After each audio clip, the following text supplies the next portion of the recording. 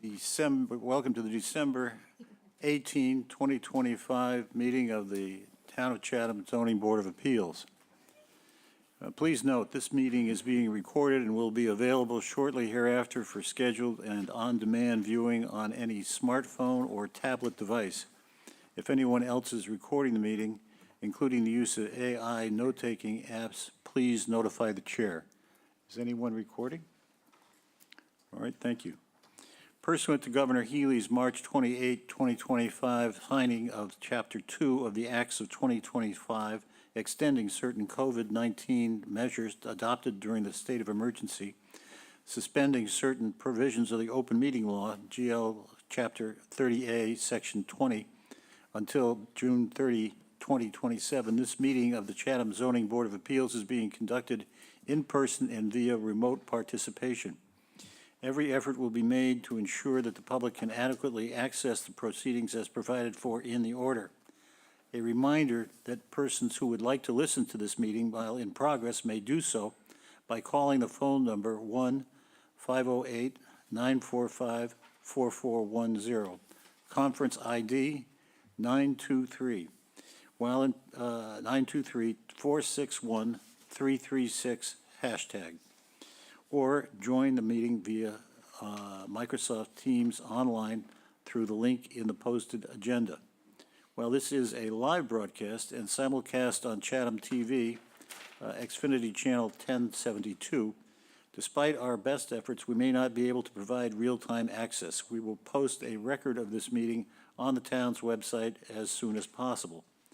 In accordance with town policy, the public can speak to any issue or hearing our business item on the agenda during the meeting when recognized by the chair. Procedurally, we will do a roll call of all board members. We will ask then if any citizens or non-board members participating in the call via the phone only for their name and the last four digits of their phone number for identification purposes. The hearing notice will be read by staff. You or your representative presents the appeal or application. Anyone in favor of the appeal or application may speak with a 5-minute time limit. Chair may read or summarize all letters received by the board. Anyone against the appeal or application may speak or ask a question. Again, a 5-minute time limit. The applicant may rebut testimony. Board members may direct questions to anyone present. The board hears any further information, and the board then closes the public hearing. The board will then deliberate and will vote on the appeal or application. All votes are taken by roll call, presumably to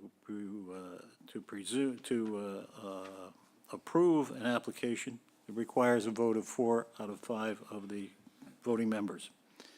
At the end of the meeting will close via a verbal confirmation, note the time of the adjournment, and go from there. Okay, why don't we, do we have any minutes that need to be approved? Roll call. Oh, let's do a roll call vote first.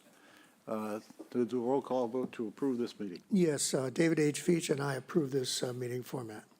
David S. Nixon, I approve. Lee Hovey, I approve. Stephen D. DeBoer, and I approve. Virginia Fenwick, I approve. And Paul C. Semple, I approve. Okay, now let's go on to the minutes. We have, I think, minutes from the meeting of November 13th and November 20th. I will move approval of the minutes of November 13th.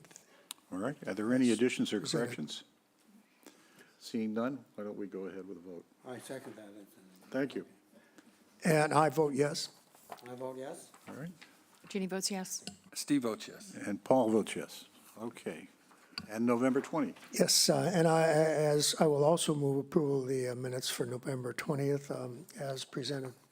Second that. Are there any additions or corrections to the November 20th? All right, I vote yes. I vote yes. Steve votes yes. Jeannie votes yes. Paul votes yes. Thank you. All right, let's move on to our first application.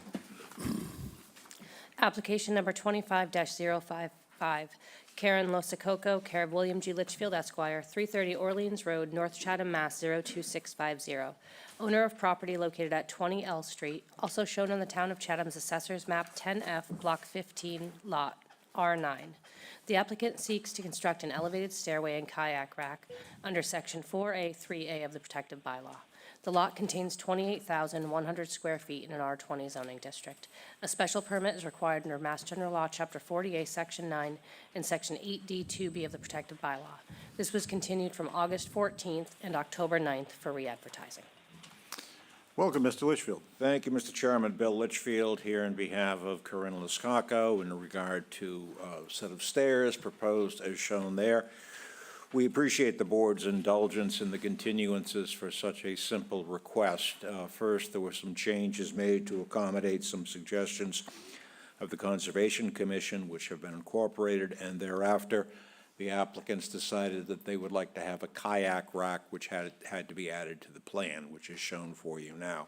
I know that you've been out there, and you've seen the site. We currently have some old timber dug-in steps, which we are proposing to replace. The top of the walkway will be timber stairs, but they will be new. And the lower portion, as shown there on the left, down to the bottom of the slope, will be an elevated stairway, which, as you know, is environmentally preferable. The Lascacos have owned this house for 37 years. They've always enjoyed White Pond and would like to continue to enjoy White Pond by getting down there, having a kayak rack and so forth. So given the length of today's hearing, I think I'll go directly into the criteria. As to adequacy of the site, we have a conforming 28,000 square foot lot, which is certainly adequate for the use. We also have 200 feet of frontage on White Pond, so it seems an appropriate accessory use. As to suitability of the site, the exact site, the slope, is suitable for not much of anything but a water access use, and replacing the old wooden timber steps with a safer and more useful structure with stairs and a kayak rack is sensible. As you know, the bylaw provides specifically for these sorts of structures in the Conservancy District. There's nothing, no impact on traffic flow and safety, nor is there any impact on neighborhood visual character. We have a large lot. The stairs are proposed to be 40 feet from the closest abutter and below sight lines. No sewage disposal or utility issues, no noise issues. As to compatibility of the proposed use, several neighboring homes have stairs, some have docks, necessitated by the slope down from the old railway bed on the north and from the land on the west of White Pond. As an accessory residential use in a pond front neighborhood, stairs are entirely compatible. As to impact the natural environment, the stairs will actually have a positive environmental impact.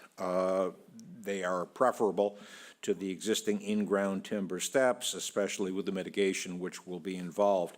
Conservation, as I indicated, has reviewed this extensively. So as you are aware, the special permit which we are seeking requires a finding from you that the use will not be detrimental to the established or future character of the neighborhood or of the town, and that the use involved is in harmony with the general purpose and intent of the bylaw. On these facts and circumstances and in this location, I think you can make that finding. Be happy to answer any questions. All right, thank you. Is there anyone here or on Microsoft Teams who would like to speak in favor of this application? All right, seeing none, I'll read the correspondence,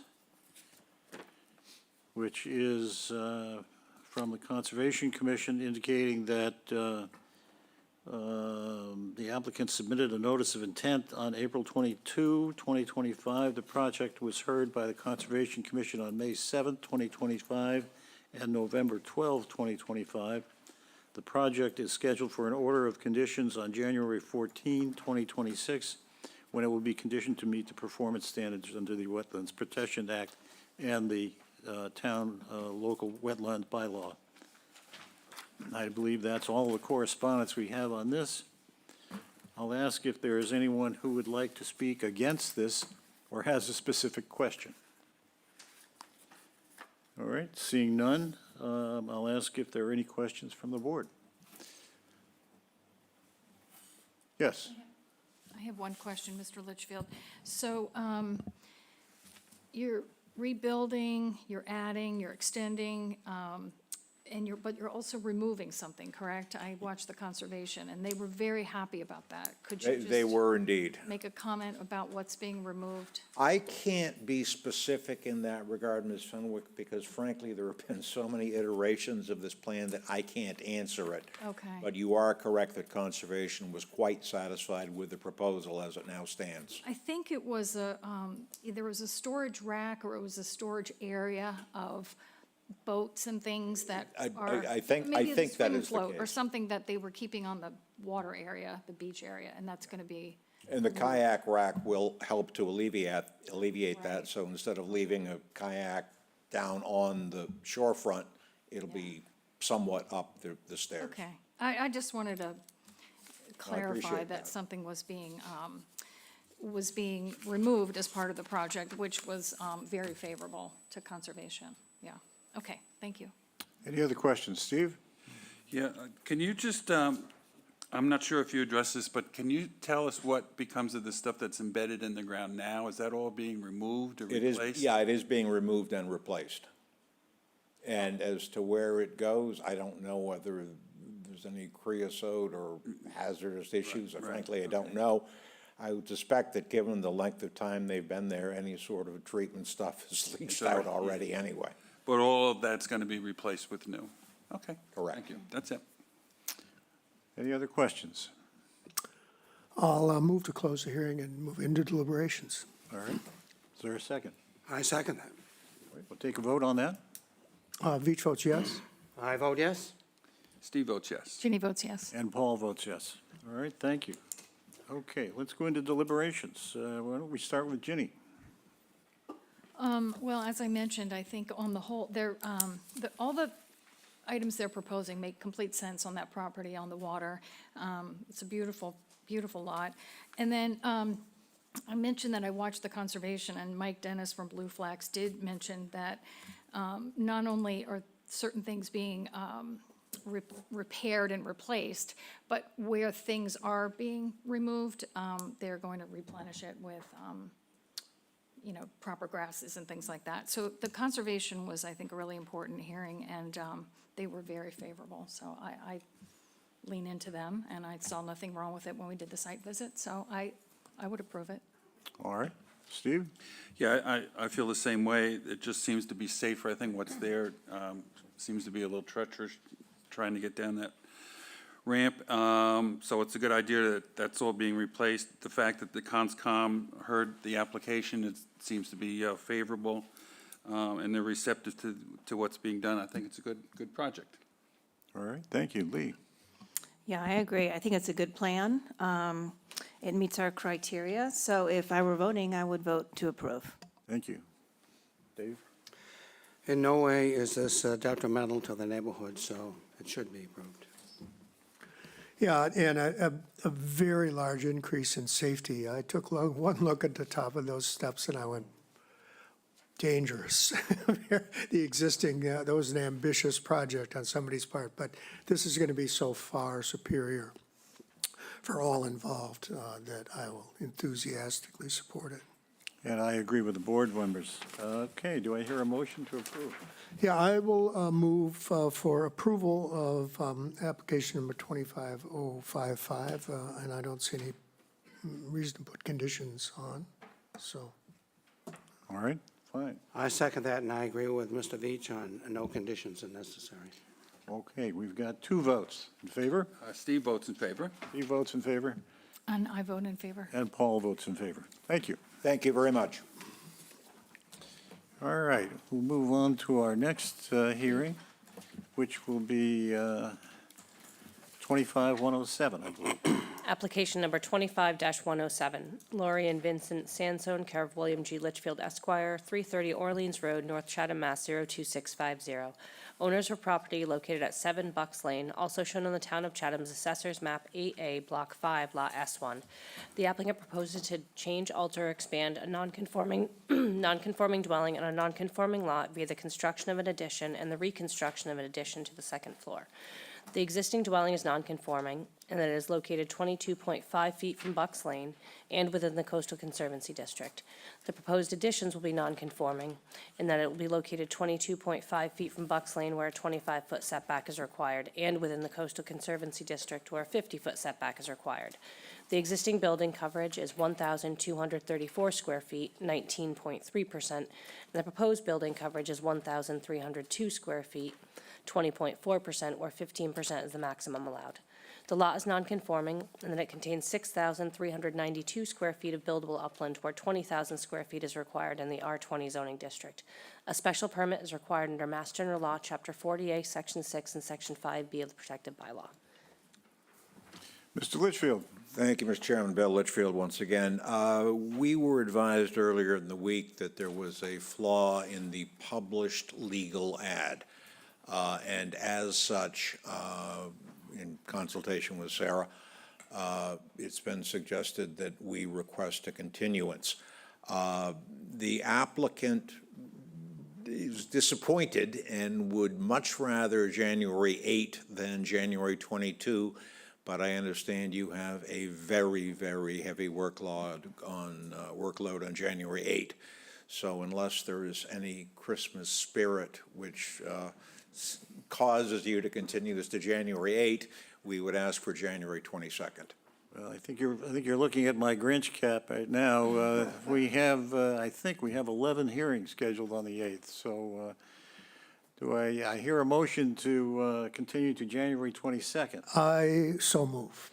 Okay, Well, we could make it an even dozen, you know, Mr. Chair, we could. and do it on the 8th. We are starting at 1 o'clock. We could just go to the roof, too, and jump, huh? But,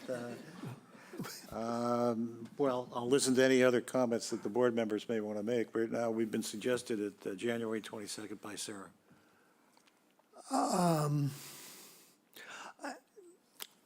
I could, I mean, I'm not sure. I saw 11 on January, and I went, whoa, what? If we're at 11, we could make it 12, take an extra break. I mean, I'd say, based on looking at this, it's fairly straightforward, so I could go along with that, sure. Okay, and I'd go along with the 8th, too. I think I don't want to penalize the applicant because the problem was not at the applicant's door, so. Any other comments? I agree with that. I can make that work. We're starting early. We've already seen the property. We've already done the work. So I think we could squeeze it in. Yeah, I feel the same way. I mean, it wasn't anything that the applicant did, or, I think it's fair to All right. hear this. It sounds hearing like as soon my as Grinch possible. hat is not going to do any good today, so. Well, consider I that a apologize for being so eagle-eyed when I read the. Motion to January 8th is. I would move to continue to January 8th, 2026. I second that. All right. All those in favor? Yes. Steve votes yes. Dave votes yes, Veach votes yes. And Paul votes yes. All right. I want to thank the board, and there's probably some relevance to the 12 days of Christmas. More importantly, Mr. Veach indicated that it was a straightforward appeal, which means Litchfield shut up on January 8. So I appreciate it. Thank you. Very good. Let's move on to application 25-110. Application number 25-110, Duncan, care of Poyant Sign, 125 Samuel Barnett Boulevard, New Bedford, Mass. 02745. Lessee of property located at 1563 Main Street, also shown on the Town of Chatham's Assessor's Map, 9D, Block 6, Lot 16. The applicant seeks an appeals permit under Section 225-19 of the Town of Chatham sign bylaw to allow the placement of a 36-inch by 120-inch, 30-square-foot wall sign not facing a street frontage. The lot contains 18,114 square feet in the GB3 zoning district. The proposed sign requires an appeals permit under Section 225-19 of the Chatham sign bylaw. Hello, my name is Sean Dunman, and I am with Poyant Signs out of New Bedford, Mass. We are the manufacturer and installer of said sign we're proposing. So What we have here is the location's on a rotary, and it's a non-traditional building. So there are two existing signs that are on the property and that just recently underwent a remodel. So the sign you see on the bottom is the one that faces the rotary, and that faces the road. The second sign is on the back of the building as you're exiting. So if you're looking over to where you see the lower picture, it would be facing the parking lot in the back. So you could argue that it does face the street as you're approaching the rotary, but it is not a street-facing sign.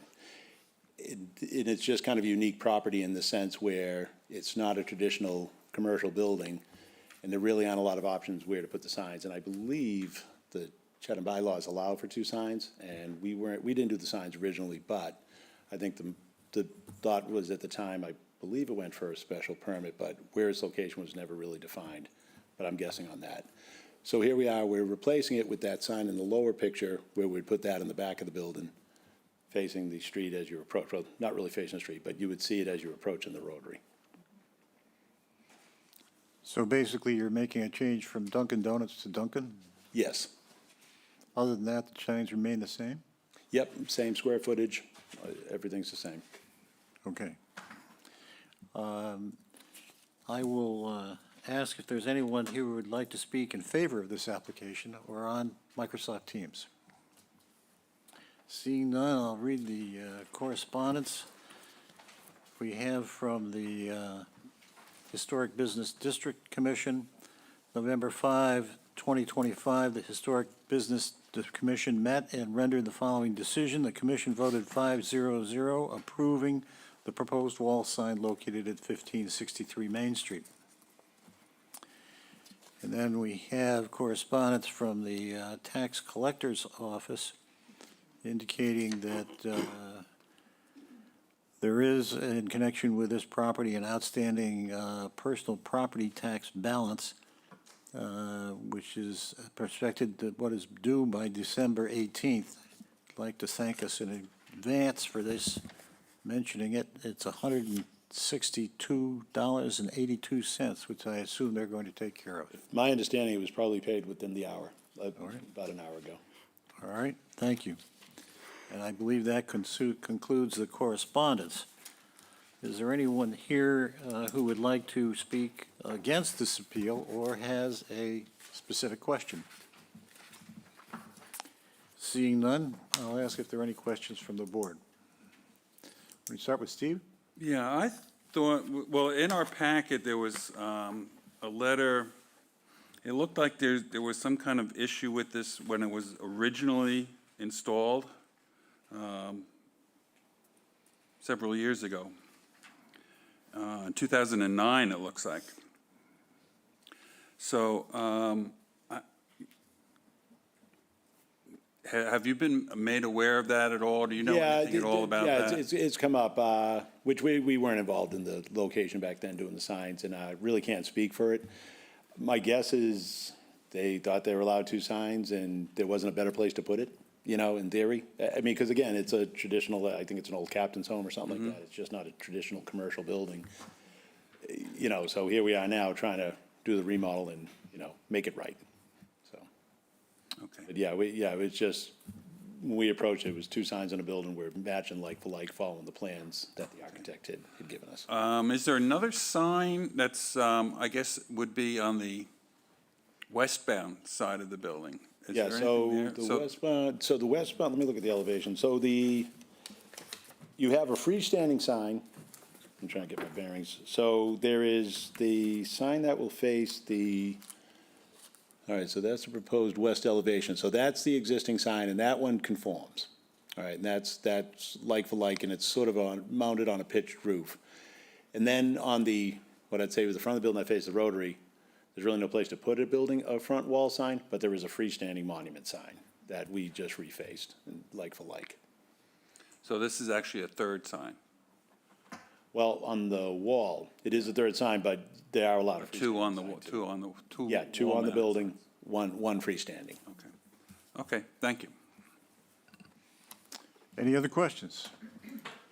Yes. So I had the same question, because in our packet, it said three signs, front rear and side, so that clears that up. Yep. But I did have a question about, I mean, I prefer the size of the newer sign, but I thought you said they were the same size. The new sign, Dunkin', looks smaller than the Dunkin' Donuts. Well, the signs that were existing, the signs that are replacing are the same size. That was my point of making that comment. So the signs that had been there previously, we replaced like for like, or proposing replacing like for like in size. The two signs are not the same size on the building. The two signs are Yeah, not. yeah, so Oh. so there's the one Yeah, on the the west one in the back, elevation. Yep, right. and then the one on the rear, Yeah. the south elevation, they're two different sizes. No, I'm talking about the one on the, I guess that would be the west side, where, not the back. Can you pull it up, Sarah? I just want to see. So the Dunkin' Donuts sign, the current sign. Okay, so, yeah, that one. So see how that, I mean, that's a photograph. That's not just a rendering. And that's the old one, and that's going to be changing. But see how it's longer, and it really kind of covers the windows, which the new sign doesn't. I mean, the new sign is already up. We saw Yeah. that. And the new sign is actually, Sarah, can you go to the new sign? And at first, I thought the rendering wasn't accurate, but it really is. I mean, it looks Yeah, better. it is, yeah, it's square, it's the same Yeah. square footage, and the word Dunkin' fills the negative black But the space. actual length of the sign is the exact same? Exact same, yeah. Because it's sitting better than what that original sign was. Well, the other sign too, you had the Dunkin' inline, then you had the cup icon, I think, in the middle. So that being said, it probably gave it a better, maybe just filled the negative space better. But it is the same size. If you're going No, with I'm saying this one looks better. I think it looks better because you can see the windows, you can see the corbels, which it is a historic building, so I Yeah. think that's important. And it just looked like a smaller sign, but you're saying it isn't. yeah, it should be the exact same Yeah, size. okay. Yeah. Well, I like it better, so I just was questioning. Yeah, there may, there's a possibility it may not have needed the total height.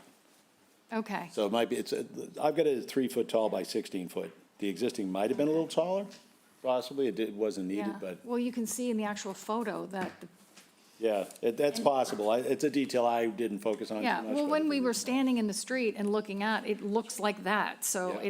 it looked good, looks better. Anyway, that's, was my question. No problem. Okay, any other questions? I'll move to close the hearing and move into deliberations. Second that? All right, we'll vote on that. Veach votes yes. Yes? Steve votes yes. Yes. And Paul votes yes. Okay.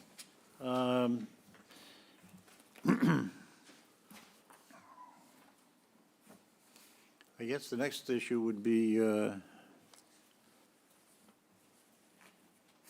there any other questions? There are no other questions, I take it, for the board. Right, so We're ready to vote. I just moved up to move into deliberation. We're in deliberation. Doing deliberations. Yes. All right, I'll get there.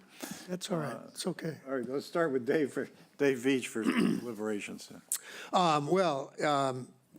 Certainly to whatever degree that sign is smaller on the west side of the building, I don't think anybody's complaining about that at all. That's an improvement. And I agree with Jenny, it looks a whole lot better than what was there previously. And the other sign certainly is not offensive in any way, and I think is worthy of getting a special permit from us, and so I'll support it. Dave? I have nothing to add to that. Okay. And Ginny? Well, I just wanted to add that the reason I was kind of asking those questions and making that point was if it was the other way around, I would have had a problem with it, so. Understandable, Yeah, yeah. but it was better. But I just think it's important to mention that we look at those kind of details, so. Steve? Yeah, I think it's a cleaner look. It does appear to be smaller than what was there, and I think it's a better sign, so Okay, and I'm Lee? okay with it. And just to be clear, I think what we're approving is the sign on the rear of the building. So I'm fine with that. That's correct. We are approving the sign on the rear of the building. Okay, and I also agree with my colleagues. It seems to be an improvement of what's there. Okay, So that said, I will move approval of application number 25-110. And I don't see a need for conditions? I don't think there's a need for conditions here at all, no. Okay. They're already up. Exactly. Well, no, the one in the rear wasn't up there. The one on the. The one in the back. The one on the side was up Right. yesterday, but the one in the rear was not, so. Okay. And Jenny? I vote yes. I Steve? vote to approve. And Lee? Okay, and Paul votes approval. And I don't know if I voted, but I did. You did. Did I? Okay, good, yep, Sort of. sort of. I'm sending waves out of. All right. Let's move on to the next All application. set. Thank you, everyone.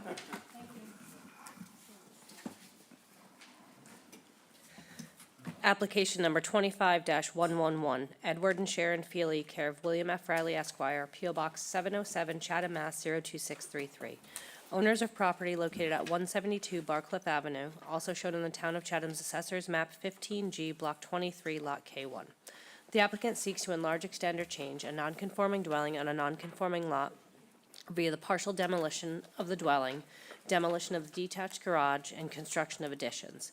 The existing dwelling is nonconforming, and it is located 19.4 feet from Barcliff Avenue and 24.1 feet from Mousehole Lane.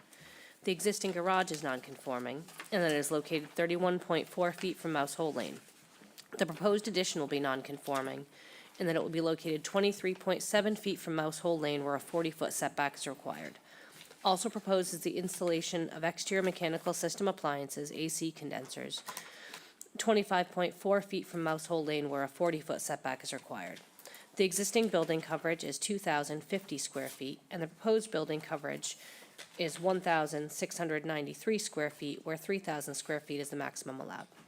The lot is non-conforming, and that it contains 27,354 square feet, where 40,000 square feet is required in the R40 zoning district. A special permit is required under Mass General Law, Chapter 40A, Sections 6 and 9, and Sections 5B and 8D 2B of the protective bylaw. Welcome, Mr. Riley. Thank you. Bill Riley on behalf of Ed and Sharon Feely, and the Feelys are here in the audience. The one small point of contention, the setback to Mousehole Lane is only 25 feet because they do not have a legal right to use Mousehole Lane. Just ask the neighbors. So just want to point that out. All right, so this property, as you may recall, has been before you a couple of times with other proposals from other owners. So the Feelys have learned, sort of the sentiment of the board and the sentiment of the neighbors, and they've worked collaboratively with the neighbors to come up with this design. The architect is on line here, right? Apparently not. He was going to explain the changes he made to come up with this for the Feelys. Anyway, so what the Feelys have done is come up with a design that actually reduces the building coverage on the property because they're removing the existing garage. And so the building coverage is actually being reduced from 2,050 square feet to 1,693 square feet. And having in mind that the setback to Mousehole Lane, or to the property line on the side of Mousehole Lane is 25 feet. Right now, the existing setback is 24.4 feet, and the proposed setback is 23.7 feet, so it's about a little less than a foot closer to the sideline. But but we have, I think, an intelligent design provides for the needs of the Feelys who are going to be living here on a permanent basis once the work is completed. The Feelys are also going to remove the hole that was dug for a swimming pool many years ago and sits in the backyard, just an empty hole. That's going to be removed as well. If you look at the design, you can see that what they're doing is adding basically, a master bedroom and further living space so that as they say, they can live here year-round so they're doing work in the basement, and I think that the design is a very traditional design. In terms of its impact on the neighborhood, we have the fact that it's behind the existing antique structure, which has been approved by the Historic Commission. So it's as far back from the street, really, as you can go practically. The ridge of the addition matches the ridge of the existing building. So I think that this is a design that is really compatible with the neighborhood. I'll just run through the criteria quickly here. So adequacy of the size of the site in terms of the size of the proposed use. As I pointed out, we are reducing the building coverage. The lot contains 27,355 square feet, and the proposed building coverage is 6.2%, a reduction from the existing 7.5%. Compatibility of the size of the proposed structure with neighboring properties. On my third page, we have listed the sizes of most of the homes in the neighborhood, and you can see that our proposal is very consistent and compatible with the other properties in the neighborhood. The extent of the proposed increase in the non-conforming nature or use. We're increasing the living area in a house that's on a non-conforming lot. That's considered an intensification of that non-conformity. We have, and we're increasing the side setback non-conformity from 24.4 feet to 23.7 feet. The suitability of the site, including but not limited to impact on neighboring properties, on the natural environment, including slopes, vegetation, wetlands, groundwater, water bodies, and stormwater runoff. As you know from your visit to the site, it's very level property. There are no wetlands in the neighborhood, and so there's no concern about stormwater runoff or potential injury to wetlands. In terms of impact of scale, siting, and mass on the neighborhood visual character, including views, vistas, and streetscapes, because the addition is sited at the rear of the property and is of a very traditional design, the applicants feel it'll have no negative impact on the neighborhood visual character or views, vistas, and streetscapes. When considered along with the removal of the garage, the applicant believes that the proposed changes are not substantially more detrimental to the neighborhood than the existing building. Compatibility of the proposed use with neighboring uses. So this is a single-family residence that will, in the neighborhood of single-family residences, so there will be, they are compatible. No change in the method of sewage disposal, although because the applicants are moving the driveway to the far side of the building, in consideration of the concerns of the neighbors, they are going to have to install a new septic system. Impact on traffic flow and safety. Perhaps the Mousehole Lane residents feel it's an improvement because they'll no longer be using Mousehole Lane. We don't think there's any significant change in traffic flow and safety. And likewise, we don't think there's any change in noise or litter. And the utilities and other public services are clearly adequate. So that would be our presentation. All right, thank you. I'll ask if there is anyone in the audience or on Microsoft Teams who would like to speak in favor of this application. Yes, there's one. Just approach the microphone and identify yourself, please.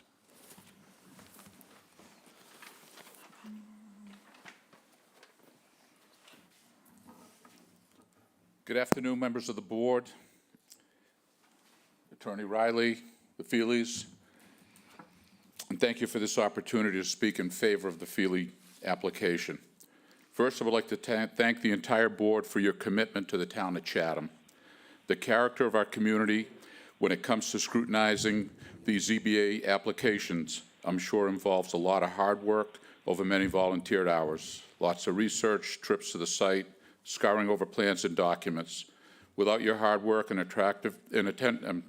attentiveness, the attractiveness of the town of Chatham would be far different. A heartfelt thank to all of you. I'd like to also extend my heartfelt thanks to the Feelys for their very thoughtful submission for their new home.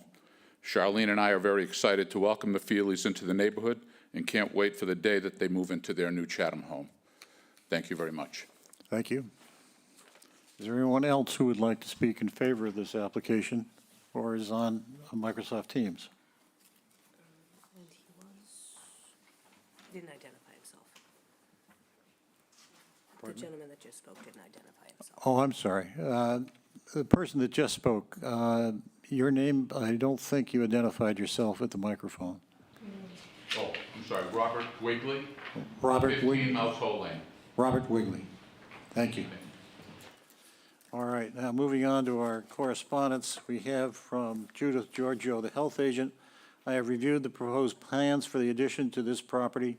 The dwelling was originally approved for 5 bedrooms at the time the septic system was installed in 2007. A new septic permit has been submitted for a proposal for a 4-bedroom dwelling with a 5-bedroom septic system. The Board of Health regulations require that the septic system be sized to match the proposed dwelling. Therefore, the system must be designed for 4 bedrooms. If an additional accessory dwelling or 5th bedroom is proposed in the future, plans for the proposed structure will be required for review and approval. And then we have from the Historical Commission, attached please signs. Request for comment. Oh, the CHC reaffirmed this home to be historically significant, but the changes do not materially diminish its historic significance, so they did not impose a demo delay. And then we have correspondence from Eileen and Stephen Carlson. Zoning Board of Appeals, thank you for your prompt notice of the pending application for 172 Barcliff, and special thanks to Sarah Clark for her assistance in providing the proposed plans. We are abutters to the project owning the home at 184 Barcliff, immediately across Mousehole Lane. We are happy that the Feelys are moving forward with renovating the property and do not object to the proposed addition or new driveway location. These appears to have been done thoughtfully and should be significant improvements. We do have one objection. The current plans call for placing the air conditioning units along the west side of the front building. These would be located directly across from our primary bedroom, living room, and patio area. They would also be very visible from both Mousehole Lane and Barcliff Ave. We would prefer that they be located at the back of the house, either along the northwest or northeast rear wall, or in a separate area with some landscaping around them. Thank you for your consideration.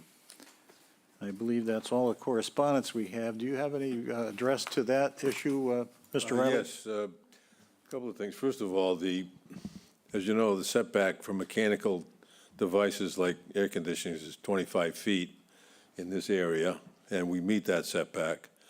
The Carlson property is on the other side of Mousehole Lane, and based on our site plan, it appears to be more than 25 feet away from Mousehole Lane. So we think there's really a substantial setback. The Feelys intend to plant a hedge between Mousehole Lane and the air conditioning units, so they will not be visible. And they don't believe that the noise from the units will be a factor for the residents that far away. So they prefer to leave things as they are. All right. The building commissioner. Yes, Mr. Briggs. With the change to the bylaw back at town meeting, exterior mechanicals now need to meet all setbacks, so it needs to meet the road setback and the abutter setback. So it doesn't appear that the front AC units do meet the 40-foot road setback. That can be alleviated only by special permit. So are we clear then? Are you requesting that, Mr. Riley? Yes, I will request that. I mean, my engineer didn't put that dimension on the plan, so I'll trust Jay's, and we would ask a special permit for that first unit from Barcliff Avenue. Well, that has not been advertised, has it? So I don't think we're in a position to grant that application at this point. Would you rather continue this so that you can make an amendment to your application? I think it might be easier to move the unit back so it complies with the setback. See, is the builder here? Can I have a minute? Yes.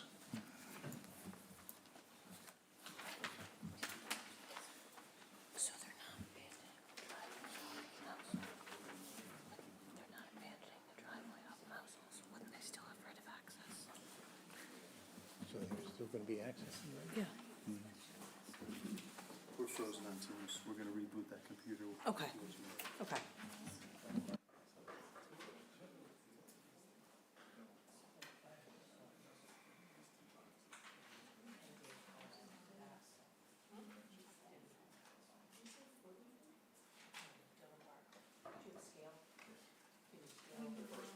First two, look like them. The first one definitely not, the second one, they're both, neither one, so this is 40 feet. Yeah, out of the 4 units, 2 of them don't meet the 40-foot setback. So right now, we're frozen on Microsoft Teams. Chatham TV is just rebooting, and we'll be back up and running on Teams in just a moment.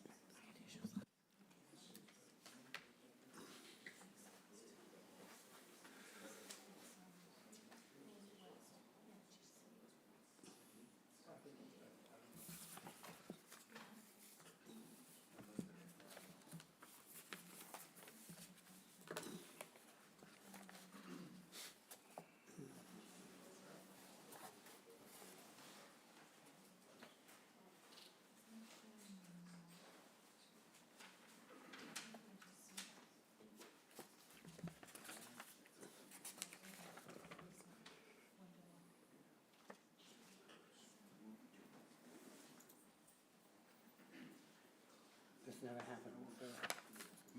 This never happened before. It's like a pox on.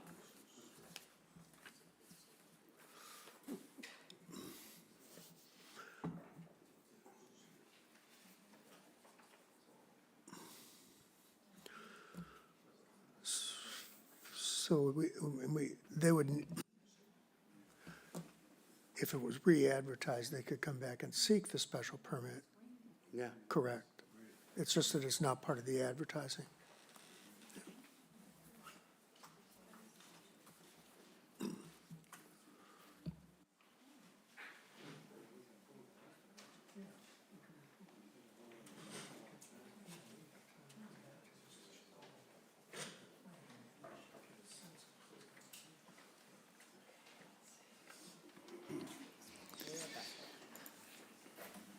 Mr. Riley, We're not going to have 4 units, so we will be meeting the setback from the street.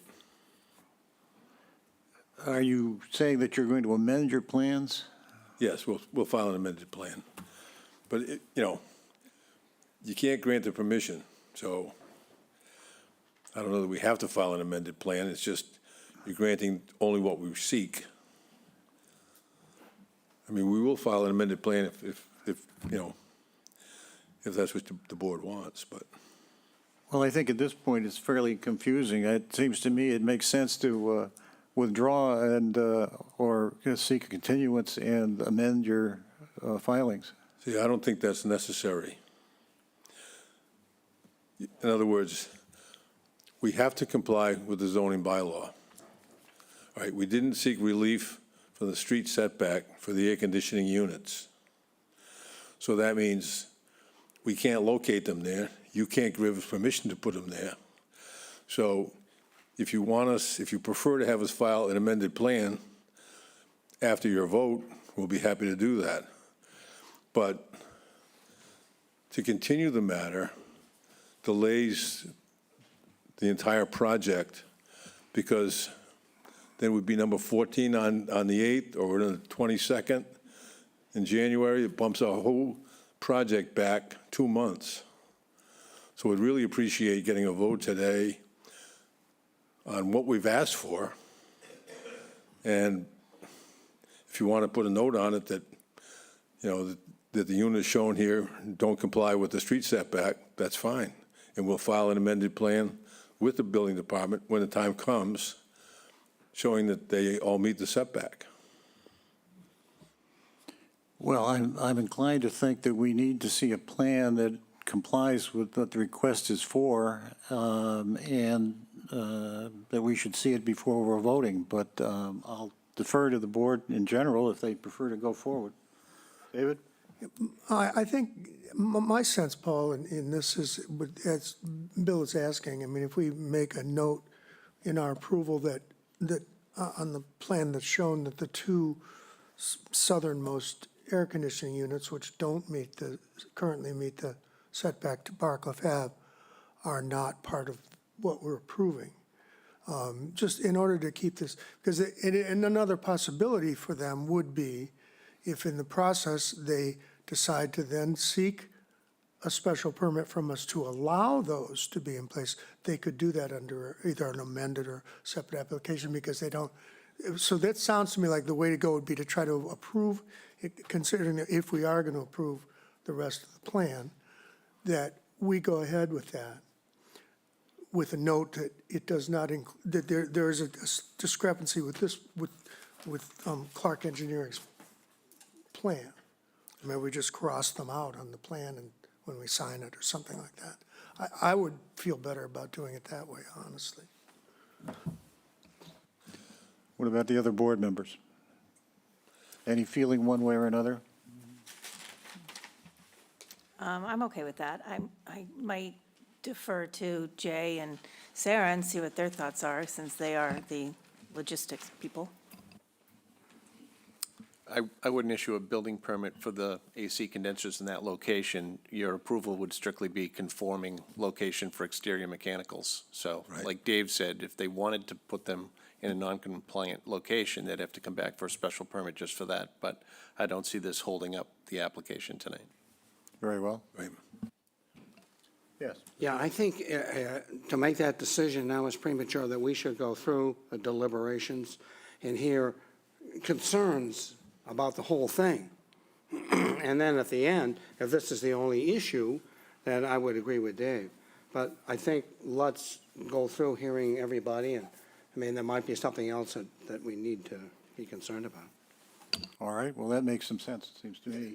Yeah, I agree with that. That makes sense. So the best approach, I think. It's always nice when things make sense. It's so infrequent. Thank you. Okay, well, we've heard from people who are in favor, and we've heard the correspondence. I think have we heard everybody who is objecting at this point with respect to this property, or has a specific question? All right, I see none others. Let's go on with board deliberation. I think we need, Yeah, questions? Questions, I'm sorry, questions. Okay, why don't we start with questions? Dave Veach. I don't have any questions, Paul, thank you. Not at this time, anyway. Dave Nixon? Yeah, I know the existing garage is going to be removed.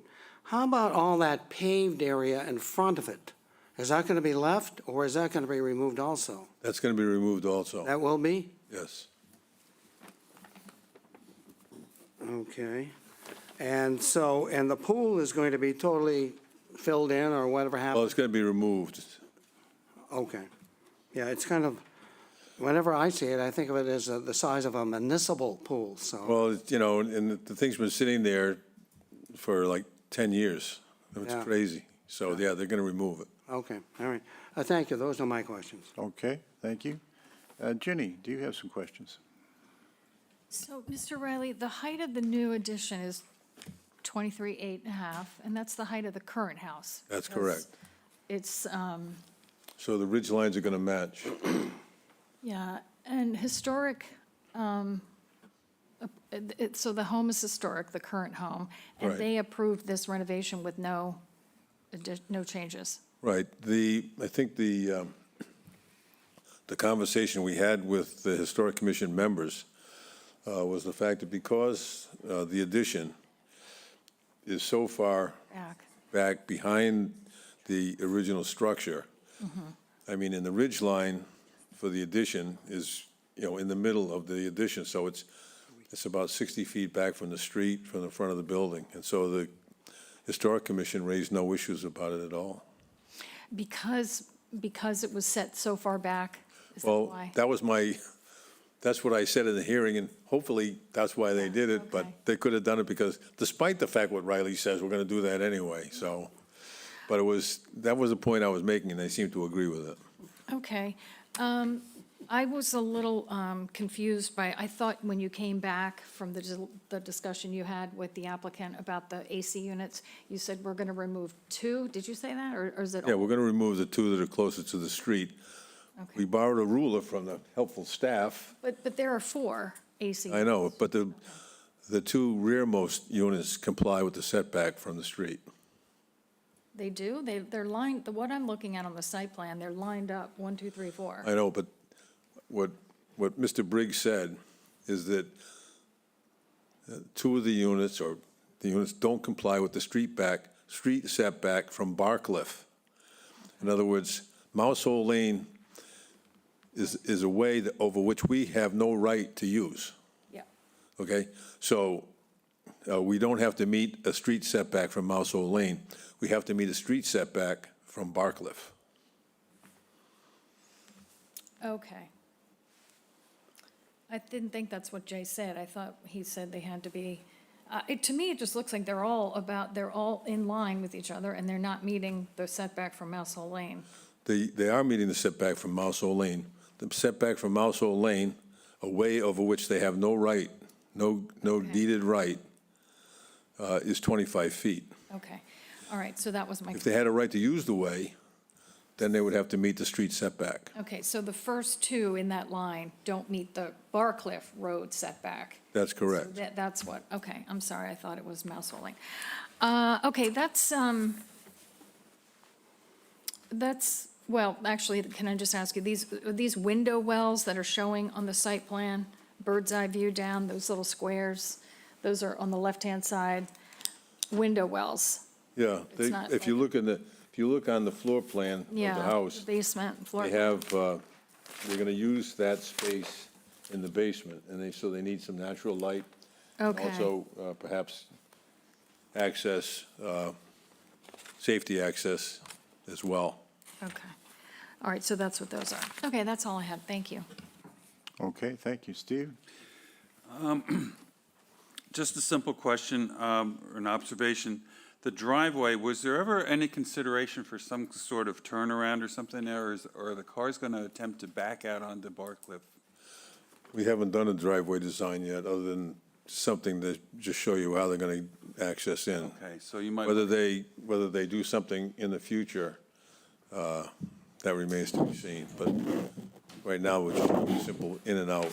Okay, because they might want to consider something like that, because it might be difficult to get out on Barcliff, backing out the way it's Well, designed there. yeah, but they're kind of up against the abutters property on the right-hand side. You see, they're accommodating the Mouse Hole Lane folks by moving it, so they're constricting themselves to some degree. So whether this is the final driveway design or not, Okay. we just wanted to show something. Okay, good. Thank you. And Lee? No questions, thanks. Okay. I have no further questions. We'll move to close the hearing and move into deliberations. Is there a Oh, second? Dave, do you do your questions? Yeah, actually. Oh, do you have? Sorry. Okay, go right ahead. Mr. Riley, the streetscape, because it's not 3D, it's very confusing to look at.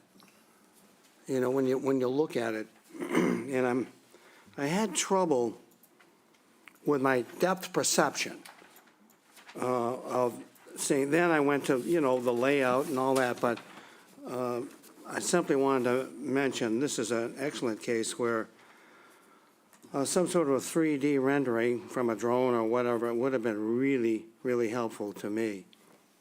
I mean, it's got nothing to do with the way I'm going to vote.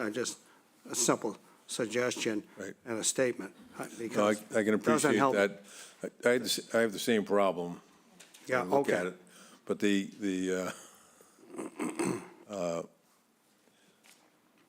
I didn't have, I thought the architect was going to be here to help describe things, and that probably would have helped you a little bit. But Right. it is tough when the, I'm actually here, Bill. I was having some trouble dialing, getting unmuted. oh, okay. All right.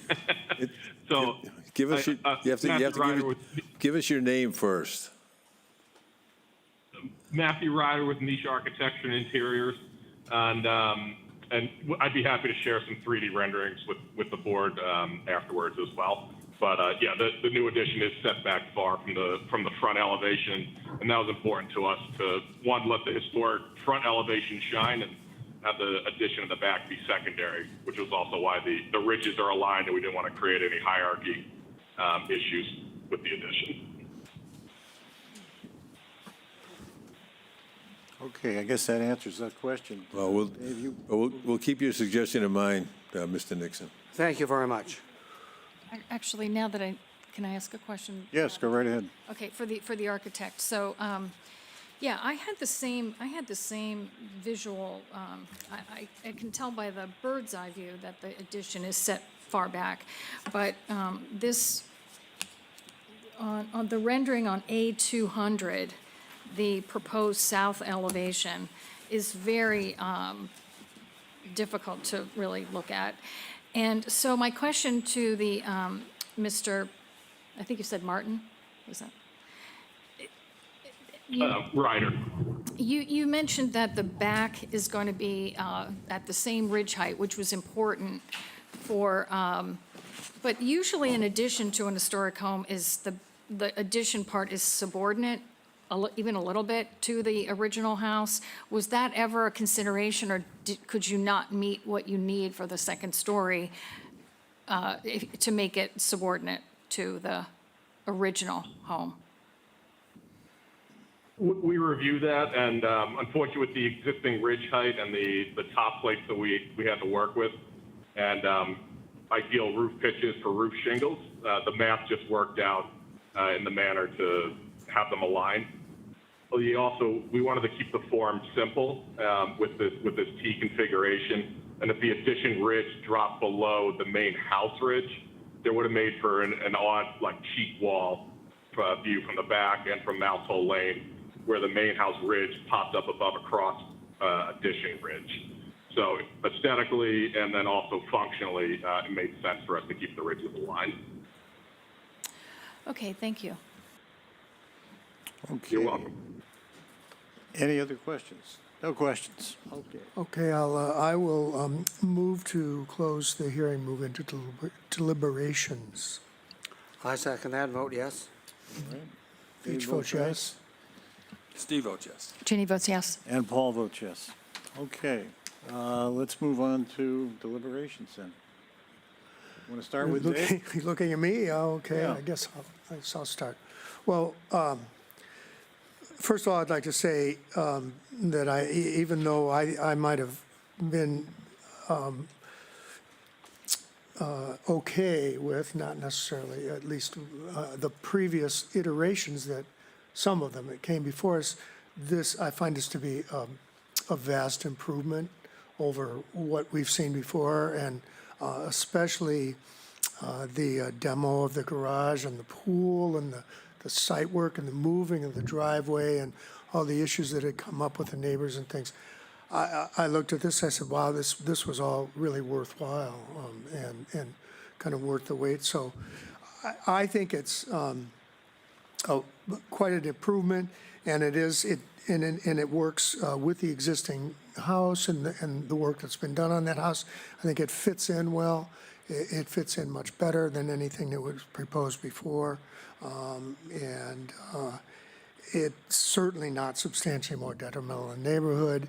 It meets our criteria, and I'd be happy to support it. Okay, Mr. Nixon. Yeah, the things that Dave just said are correct. You know, I don't believe, when we look at our criteria, that it's particularly compatible with the neighborhood because of what I just mentioned about the way it looks from the streetscape, but that's not a reason to vote no. So is it substantially more detrimental to the neighborhood? No, it is not. So I will be voting yes. Okay, thank you. Jenny? So I don't like the, how big of a box it is behind the historic house. However, I do agree that it's not substantially detrimental, and it is historic's purview, and they looked at it, and they liked it, so I listened to them. I just wanted to say, I just think that and I think it's because it's so hard to look at this flat picture, probably set far back like it is, but typically, I think an addition, a substantial addition to a historic home is subordinate to the primary home, which this is not. But I don't think that it's substantially more detrimental, so I could support it. All right. Steve? Well, yeah, I would like to say that I appreciate the yard being cleaned up, the garage being removed, the pool being removed, and probably this is going to be, I'm sure there's going to be other amenities added to make this yard much neater and nicer than it is currently. The issue that I have, and I know that we're really not design review, but the addition, it was just said that it was made in such a way to be secondary to the primary house, and to me, it's not. I think it dominates the original house. It looks like it's trying to swallow it up. So I'm not crazy about the design, but the fact that it was approved by the Historic Commission, who has more to say about this, that, I guess that goes a long way, but I'm not crazy about the design of this, and I think it's harming the original antique house. All right, thank you. And Lee? Yeah, well, we all know this house really well. I drive by it every day. I think that what's throwing a lot of us off is the flat drawing, because this is it's a long house, and then you have the addition in back. I think that it's really hard to see it on a flat piece of paper, and I agree with Mr. Nixon, if we had had a 3D rendering, I think it would have made all the difference in the world. I like what they've done. I think it's going to be a good addition to the neighborhood. And, I hope they take advantage of the backyard a little bit more, too. I mean, they are losing a garage, so we'll see. Very good. I agree with my colleagues. I think that the comments made with respect to the addition and the fact that it should be more subordinate are correct. The thing that really saves this is the prior proposals that have been made for this property, which are dramatically different from this and really harmful. There's been a lot of thought given to the comments made by the board with respect to the prior proposals, and I think that's helpful. So I agree that it's not substantially more detrimental to the neighborhood. But can we have a motion? Yes, I will move for approval for application number 25-111. I think that this is a location where our standard conditions should apply, I would think. And I don't know if any other thoughts on that, or you want me to I read it? think that sounds correct. Okay, so the condition, and then further going back to the way Jay said, I don't think we need to make a special note about the plan, given that he can't issue a building permit for those units that are shown on this plan anyway.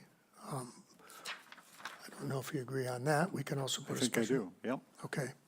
So the conditions then would be, all construction activity and vehicles should be contained on site or at a neighboring property with the permission of the property owner. Between June 30th and Labor Day, no exterior construction will be allowed. No work shall be permitted on the weekends. Construction activity between 8 a.m. and 5 p.m. only. Is there a second? Yes, with the addition of the 4 ACs listed, when the plans are approved by members of the board tomorrow, we will X out the first 2 ACs that are closest to Barcliff, Yeah, leaving just the 2 in the rear. That's fine. Yeah. Very Sounds good. And I vote yes. All right, David? Yes. Ginny? votes yes. And Steve? And Ginny votes yes. And Paul votes yes. All right, Thank you very much. That way they're gone, and, that's that, so.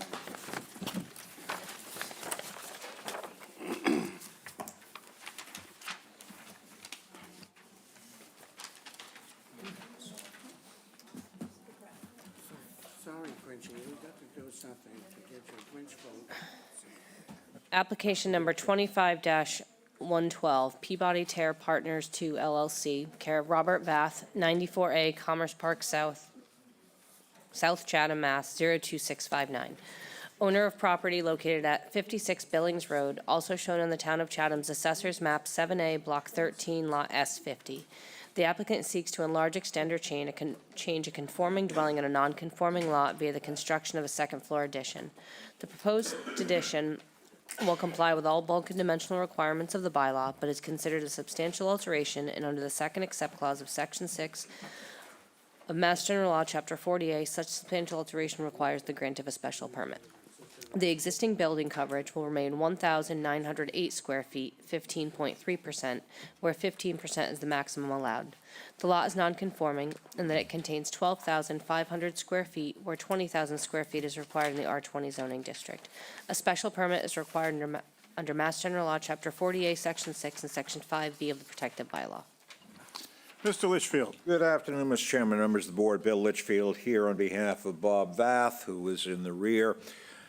Bob was aware that my Bucks Lane hearing in the neighborhood would not be going forward, and he wanted me to speak about the neighborhood nonetheless, so here I am. We are here for a very simple proposal, which is to add approximately 180 square feet to the second floor over the existing roofed area as shown there. There is no change whatsoever in coverage or nonconformity. It is a very small expansion. So Bob can certainly answer any questions you have about the plans or otherwise, but if it's acceptable to you, Mr. Chairman, I'll go straight into the criteria. Please do. As to adequacy of site, all the neighborhood lots are non-conforming. We have a relatively small house compared to others. Aside from the lot size, the sole nonconformity is on the sideline setback on the left or west side. The site remains adequate for this 180 square foot expansion over the existing roof area, which meets all dimensional requirements without increasing coverage. This is a so-called Yorkland hearing, and frankly, it's not much of an intensification, which is the guideline that has to be followed. As to compatibility of size, the third page of the handout, you will note that the existing house is compatible with its surroundings, lower coverage than several in a footprint of 1,900 square feet.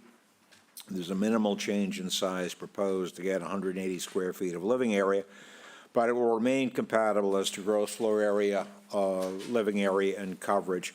Thank you. As Sarah has put up there, the addition is at the rear, far from the lot lines. As to the extent of increase in nonconformity, there is none whatsoever. As the suitability of the site, like many on Billings, we are partially within the jurisdiction of the Conservation Commission. But the Conservation Commission has already reviewed that. They approved it under administrative review, which is a short-circuiting of the process otherwise, because they found it to be such a negligibly small change.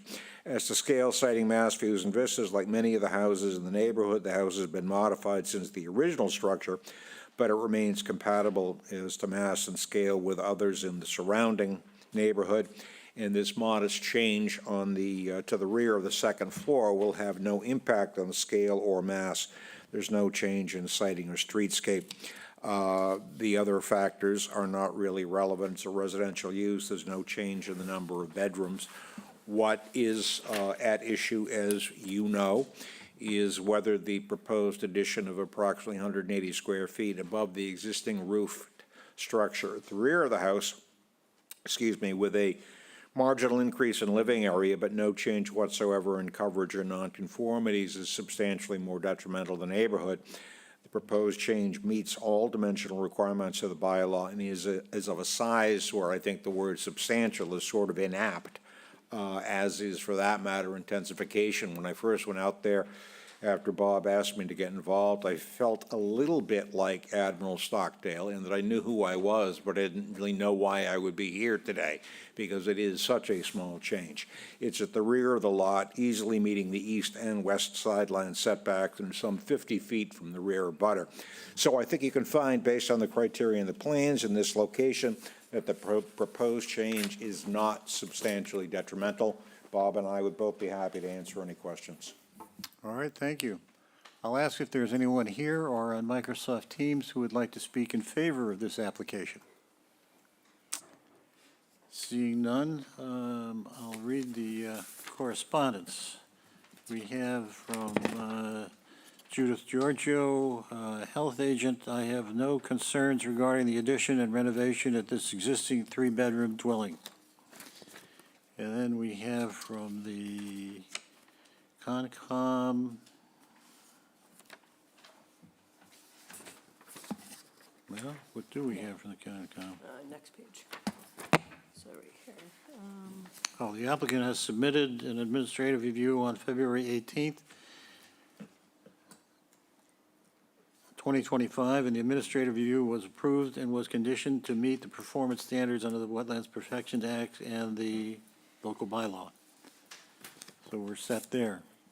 All right.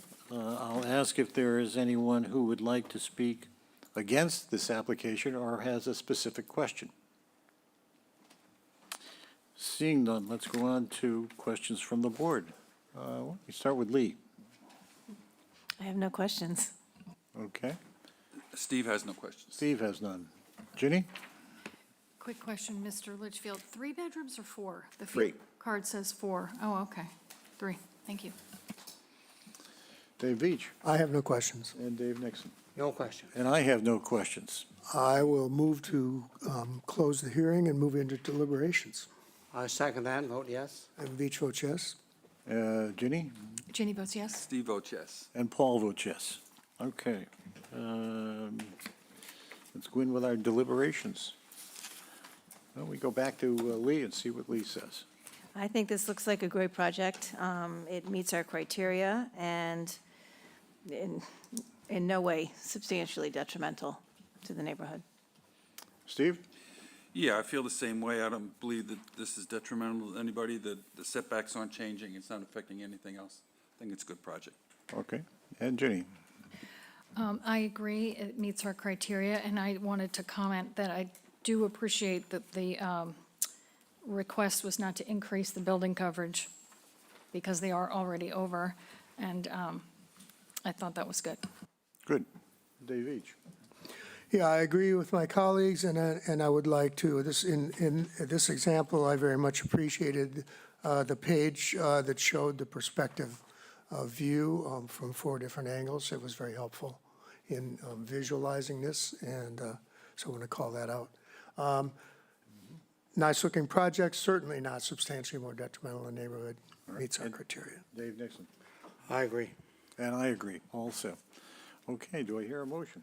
Yes, so I will move for approval of application number 25-112. I think this is a neighborhood where our standard conditions would be helpful, and unless we hear, Could I inquire, Yeah.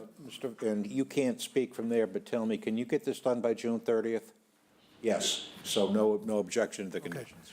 so with that said, the conditions being all construction activity and vehicles shall be contained on site or at a neighboring property with permission of the property owner. Between June 30th and Labor Day, no exterior construction will be allowed. No work shall be permitted on the weekends. Construction activity between 8 a.m. and 5 p.m. only.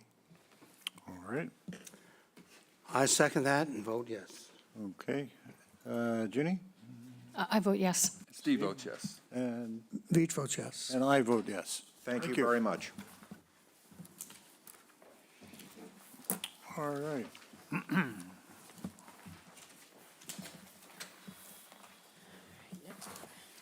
Our next application, 25-113.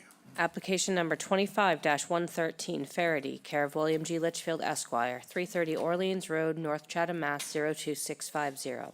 Lessee of property located at 470 Main Street, also showed on the Town of Chatham's Assessor's Map 15D, Block 48, Lot 89. The applicant proposes to establish and operate a formula business clothing store under Section 3C 4C of the Protective Bylaw. The applicant is and proposes to do business as a retail establishment which utilizes a standard array of merchandise, logo, and trademark utilized by 10 or more other businesses worldwide. The unit contains approximately 969 square feet and is located in the GB2 zoning district. A special permit is required under Mass General Law, Chapter 40A, Section 9, and Sections 3C, 4C, and 8D, 2B of the Protective Bylaw. Mr. Chairman, I am on the abutters list for this project, so I will be recusing on this. Very good, thank you. And we'll have voting in place of Mr. Veach, Lee Hovey. Okay, Mr. Litchfield. Good afternoon. Bill Litchfield here on behalf of Faraday, which is a clothing store with approximately 82 or 83 stores nationwide. They have two others in Massachusetts, one in, at least that I'm aware of, one in Edgartown and one in Nantucket. And they have, they desire to open a clothing store in Chatham at the angled unit in the brick block, the old Rexall drugstore from many, many years ago. Faraday is proposing no exterior changes whatsoever. As you know, our formula business bylaw gives the town authority on appearance, among other things, of formula businesses. There is a lack of, would I suspect be a lack of enthusiasm for McDonald's with traditional golden arches or things like that. This is about as far from that as could be. As I said, there are no exterior changes, and the planning board has already reviewed this. It is a proposed retail use in our downtown retail zone. We only arguably meet the definition of the criteria which define a formula business. We have more than 10 locations, and we have a somewhat standardized array of merchandise, clothing, but it varies from store to store. And as Sarah will show you, we brought along photographs of several other stores, and there is a variety of different merchandise. Some of their West Coast stores have surfboards. Those in Greenwich, Connecticut probably have bow ties. For Chatham's purposes, they might be selling Hawaiian shirts. We know that that goes over well with some members of the Zoning Board of Appeals. But as you've seen from what Sarah is showing you, there is really nothing particularly identifiable about a Faraday location which would make one think of it as a, quote, chain store, close quote. It is that's, the West Coast, that's not Chatham, and they're not going to make any exterior changes. The signage is being reviewed by the HBDC. So as you know, this is what we'll call a straight special permit, not a question of substantial detriment, but somewhat similar criteria, starting with adequacy of the site in terms of the size of the proposed use. Again, there are no changes, but we've already been approved to the site. We've already been approved by the planning board. A retail use of this location has existed for decades, actually, because it was a Rexall drugstore in the 1950s. It's one of our original Formula Business sites. Parking is on the street in the municipal lot, and there are on-site spaces at the rear. Mr. Briggs and I have had conversations with the property owner. Parking area in the rear is going to be cleaned up. The property owner, again, it's not before you, is also going to be finishing some repairs to the exterior of the building. That's just for your own information rather than relevant to this proposal. As to suitability of the site was created for and built is completely suitable for retail use. That it's a formula, quote unquote, has little, if any, bearing on the suitability. And again, the formulaic aspects are really marginal. As to impact on traffic flow and safety, we are at the confluence of some sidewalks. The formula aspects will have no impact on Main Street traffic.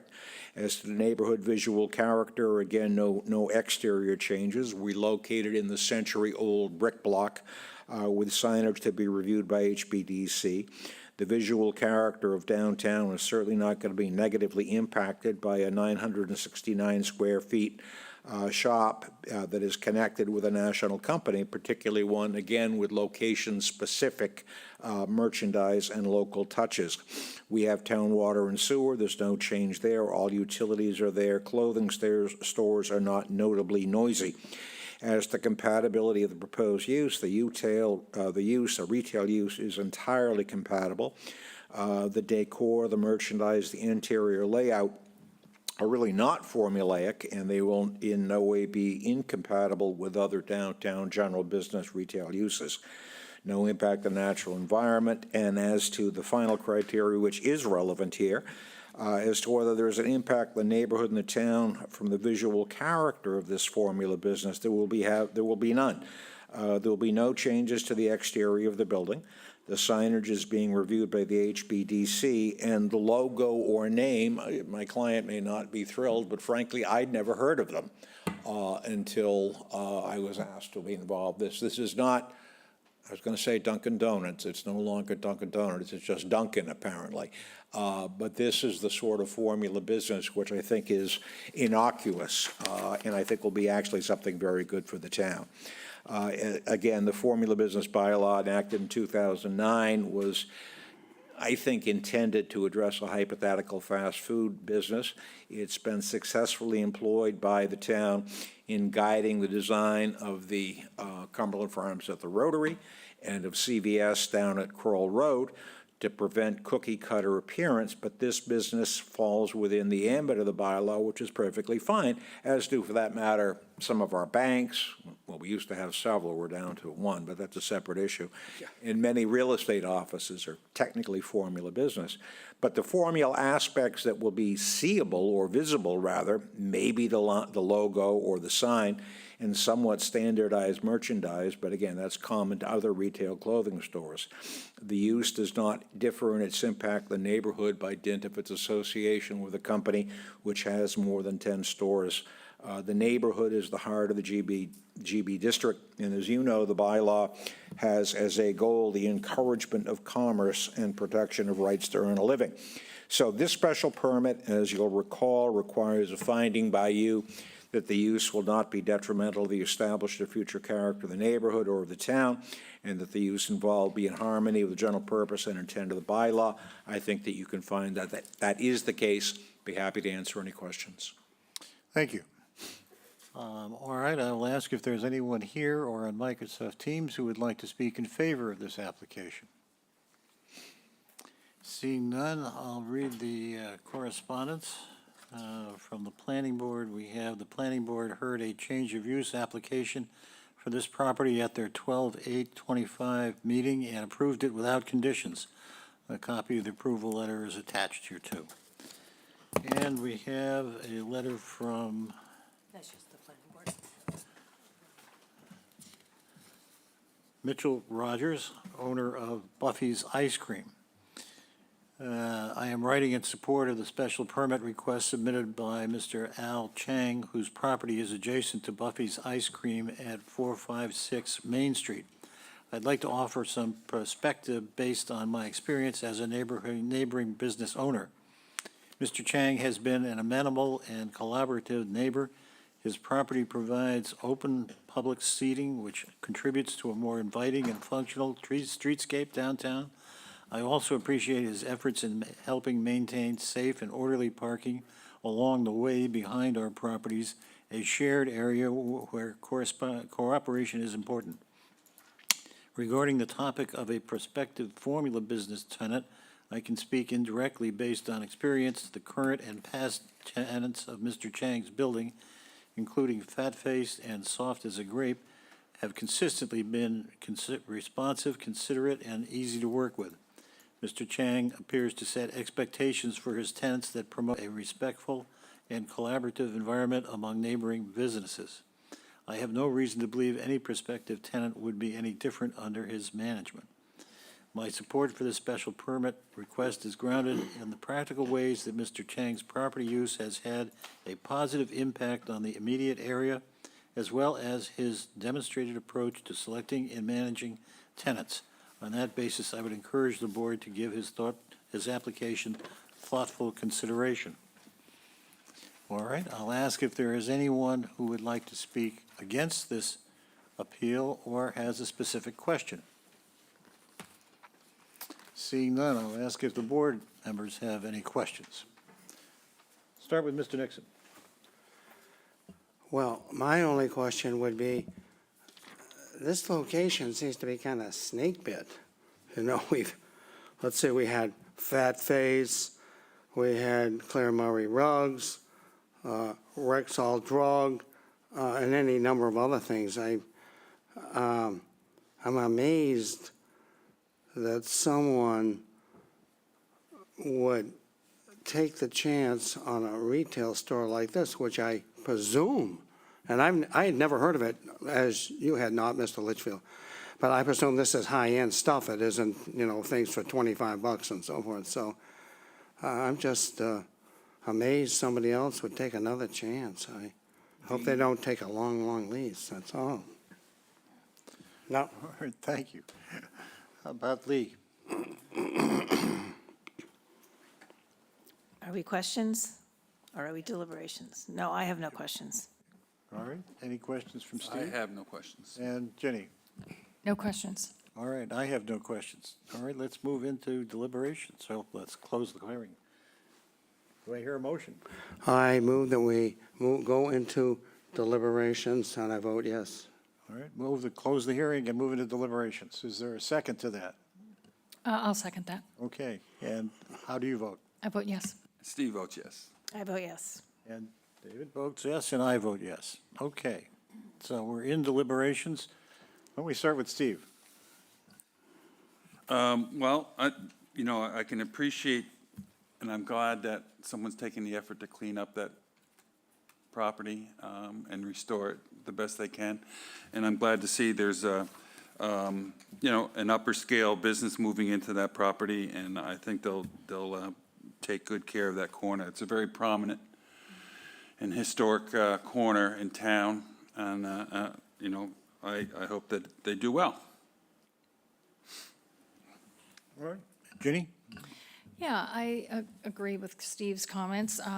It is an upper scale business. I did a little history, read a little bit of history of the twin brothers. Their story's very impressive. I welcome them to Chatham, and I wish them success. Okay, thank you. And Lee? Yeah, I agree with my colleagues. I think it's going to be great. Okay, and I think we've already heard, and apart from Mr. Nixon, I would say also, I had not heard of Fat Face. I have never heard of Favorites, but I'm sure they'll do very well, I'm sure. I hope that's the case. They certainly have exposure there. Okay, do I hear a motion to approve the application? I move that we approve the application as submitted, and there's no reason to have any conditions. All right, is there a second? I will second that. Okay, and how would you like to vote? I'll vote yes. Steve votes yes. I vote yes. Yes. Dave votes yes, and I vote yes. Thank you. very much.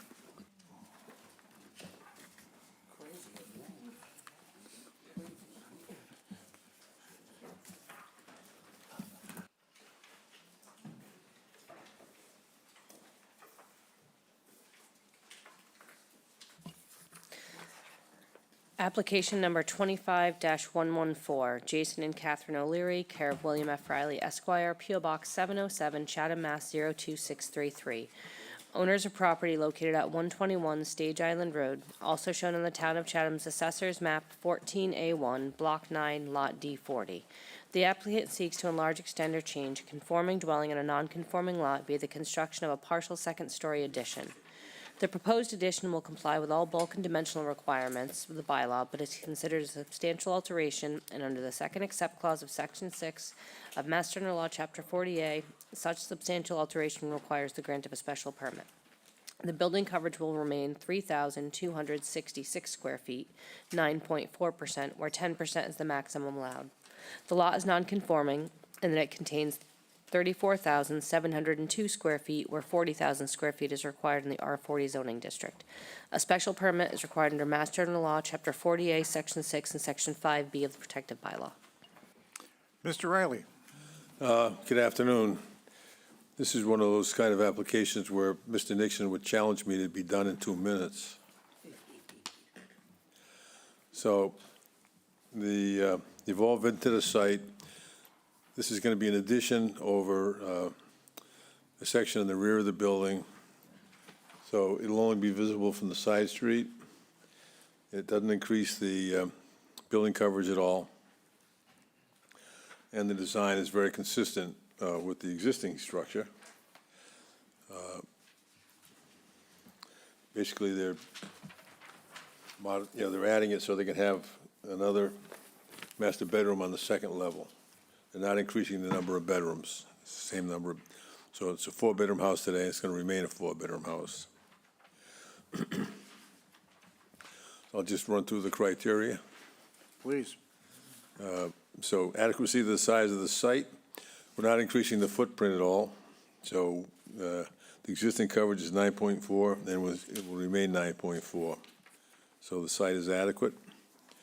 Compatibility of the size of the proposed structure with neighboring properties. Well, we're a little on the small side out there, but we are very much compatible, I think. As we always do, we have the numbers on the third sheet. But as you can see, this is not exactly a homeless encampment out there. So increasing the non-conforming nature, it's just an increase in living space on a non-conforming lot. It's a R40 zone, so we're a little short on 40,000 square feet. And the suitability of the site, we're not doing any excavation, so we believe the site is suitable. The impact of scale, siting, and mass on the neighborhood visual character. I think, this is barely going to be visible. Just a side shot from people who drive around on Stage Island Road. So we think that it is not substantially more detrimental than the existing structure. We think it's compatible with adjacent uses because it's a single-family residence. No change in method of sewage disposal. Public utilities are adequate. And noise and litter, not a problem. No impact on traffic flow and safety. And 11 and 12 are not applicable. So that'll be our presentation. All right, thank you.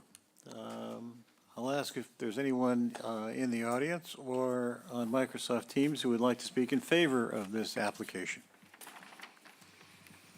Seeing none, I'll read the correspondence. We have from Judith Giorgio, this property was approved for 4 bedrooms, a system installed in 2019 to install a 4th bedroom as proposed. No issues with the proposed plan. And we have from the tax collector that there is currently an outstanding FY26 personal property tax balance, which indicates property tax due for December 4th of approximately $86. Is that correct, Mr.? Sorry, what? Right? $86? I can't hear you, Paul. $86.28, 78 cents? Pardon me?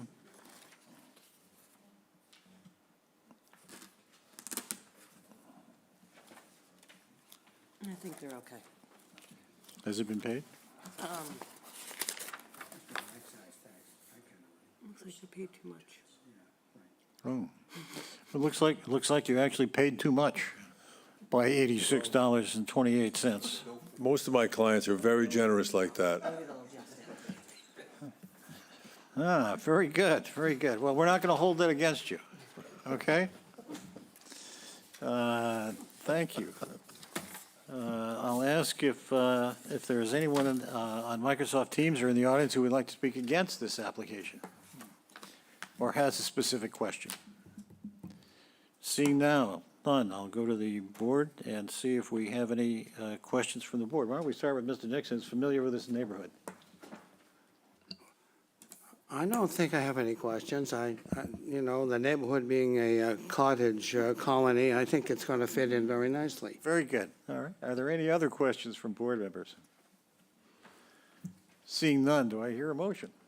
I move to close the hearing, move into deliberations, and vote yes. Yes. Steve votes yes. Ginny votes yes. And Paul votes yes. Okay, deliberations. Why don't we start with Dave Veach? Well, as the occupant of a building that really truly once was a cottage, I don't know about this cottage colony on Stage Island Road, but this is a pretty straightforward proposal. It actually is easy to understand by looking at the elevations, as in this case. Certainly is not a proposal that's substantially more detrimental to the cottage colony neighborhood. And it meets our applicable criteria, and I will support it. Okay, thank you. Mr. Nixon? I would also support it. Okay. Lee? If I were voting, I would support it too. And Steve? I have no issues. I would support it. And Ginny? Yeah, it's a beautiful home, large lot, complies with all the dimensional requirements, meets our criteria, and I would support it. I certainly agree. It certainly is center stage, as it says on the house itself. Okay, do I hear a motion to, I will move approval of application 25-114. I guess the question would be about conditions. I'm inclined to think that we don't need the I standard. don't think we need conditions on this one. Well, other than, I mean, I think always the activity and vehicles be contained on site or property, neighboring properties should go, but the, and also the timing of summer, so I guess, so I would propose this as conditions. All construction activity and vehicles shall be contained on site or on a neighboring property with the permission of the property owner, and that between June 30th and Labor Day, no work should be permitted on weekends, and construction activity be allowed 8 a.m. to 5 p.m. only. Yeah, acceptable, clearly acceptable. all right? Is there a second to that? I second that. Okay. Well, let's take a vote. I vote yes. And Dave? Yes. Ginny? Yes. Steve And votes Steve? yes. And Paul votes yes. Thank you very much. Thank you.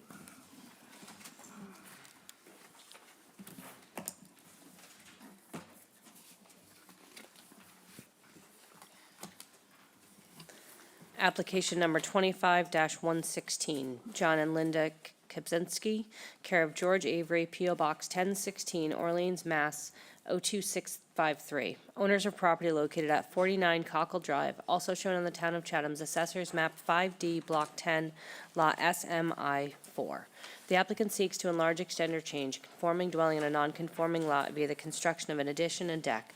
The proposed addition and deck will comply with all bulk dimensional requirements of the bylaw, but is considered a substantial alteration and under the second except clause of Section 6 of Mass General Law, Chapter 40A, requires the grant of a special permit. The existing building coverage is 942 square feet, 9.7%, and the proposed building coverage is 1,251 square feet, 12.9%, where 15% is the maximum allowed. The lot is nonconforming in that it contains 9,714 square feet, where 20,000 square feet is required in the R20 zoning district. A special permit is required under Mass General Law, Chapter 40A, Section 6, and Section 5B of the protective bylaw. Okay, if you would identify yourself, please? Yes, my name is George Avery. I'm the contractor for John and Linda Kimchinsky. Okay, thank you. We wanted to, in addition, along with the deck, he has already spoken with Mr. Briggs, and I'm here now.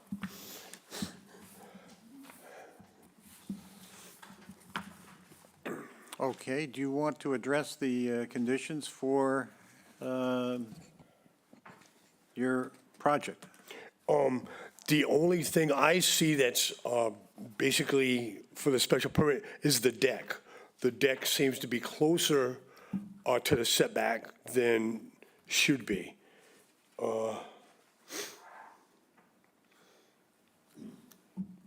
I have approximately 23 feet to the line from the house, and then 15.6 to the line from the proposed deck.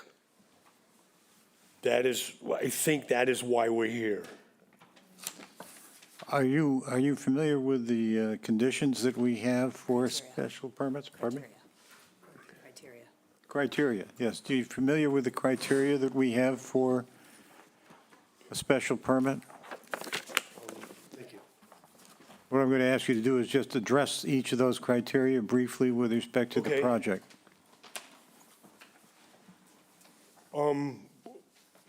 We're within our size of the lot because it's already a non-conforming. The proposed structure is within the neighborhood. So this house is approximately 25 feet above the road. There's nobody, there's a house to the right of it that has nothing that's in our way, or we're not screwing them up.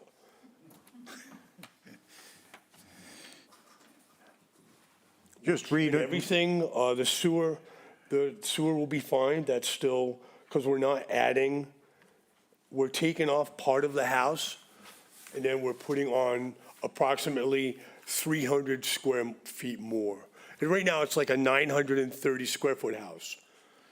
We're taking off part of the porch, and we're adding to make it a 1,200 square foot. So, we're deducting 300, but we're adding. Okay, I understand the general concept. If you can just read the criteria and then say how you comply with it. Yeah, I don't see any Read it out loud. 1 to 12. Well, the first 5 or 6 of them. Adequacy of the size of the site, including but not limited to maximum lot or building coverage and setbacks. Yes, is the lot adequately sized for this project? Yes, sir. Okay, next criteria. Compatibility of the size of the proposed structure with neighboring properties. I believe this is smaller than neighboring properties. There's a house like right around the corner it's large, but it still fits. Okay, and the next Extent of criteria. proposed increase in non-conforming nature of the structure or use. It's still going to be, like I said, it's going to be adding on 300 square feet. We're still going to use it as a residential livable space. And are you increasing any of the nonconformities? Are you, I think only in the deck area. and how is that being, how is that affecting the nonconformities? By being 5 feet over, or whatever you call, closer to the line, to the setback on the side. Okay, Suitability of the site, including but not limited to impact on neighboring properties or on the natural environment, including slopes. None of this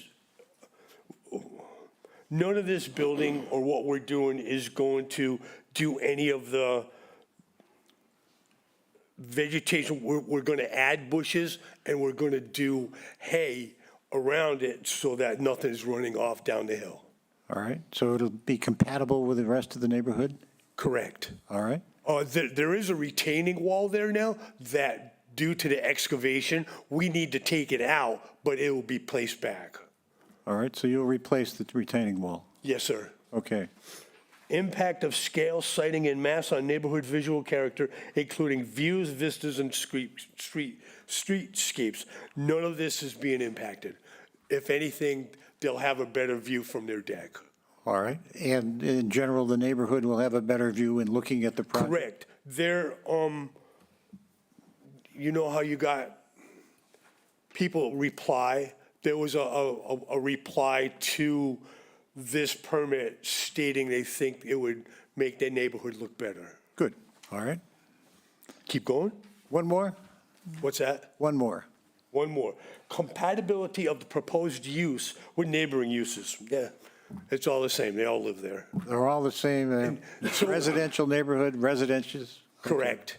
And from what I understand, John and Linda Kempczynski are planning to,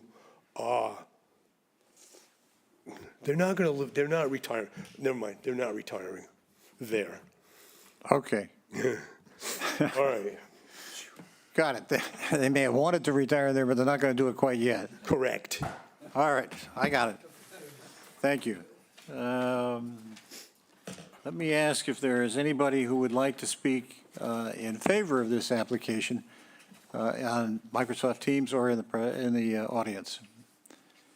Seeing none, I'll read the correspondence we have from Judith Giorgio, the health agent. I have no concerns regarding the addition to this existing three-bedroom dwelling to remain 3 bedrooms. And we have a note from Roger and Carol Nail of 227 Cockle Cove Road. We received an abutter letter asking for comments on application 25116, John and Linda Kempensky's house on Cockle Drive. We have no problems with their plans. The new house looks quite nice. All right, I'll ask if there is anyone who would like to speak against this appeal or has a specific question. Seeing none, I'll ask if there are any questions from the board. Why don't we start with Dave Veach?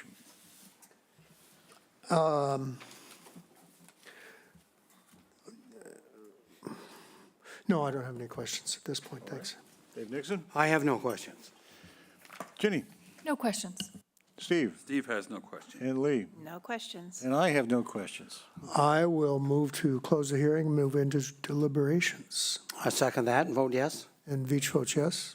Ginny votes yes. Steve votes yes. And Paul votes yes. Okay.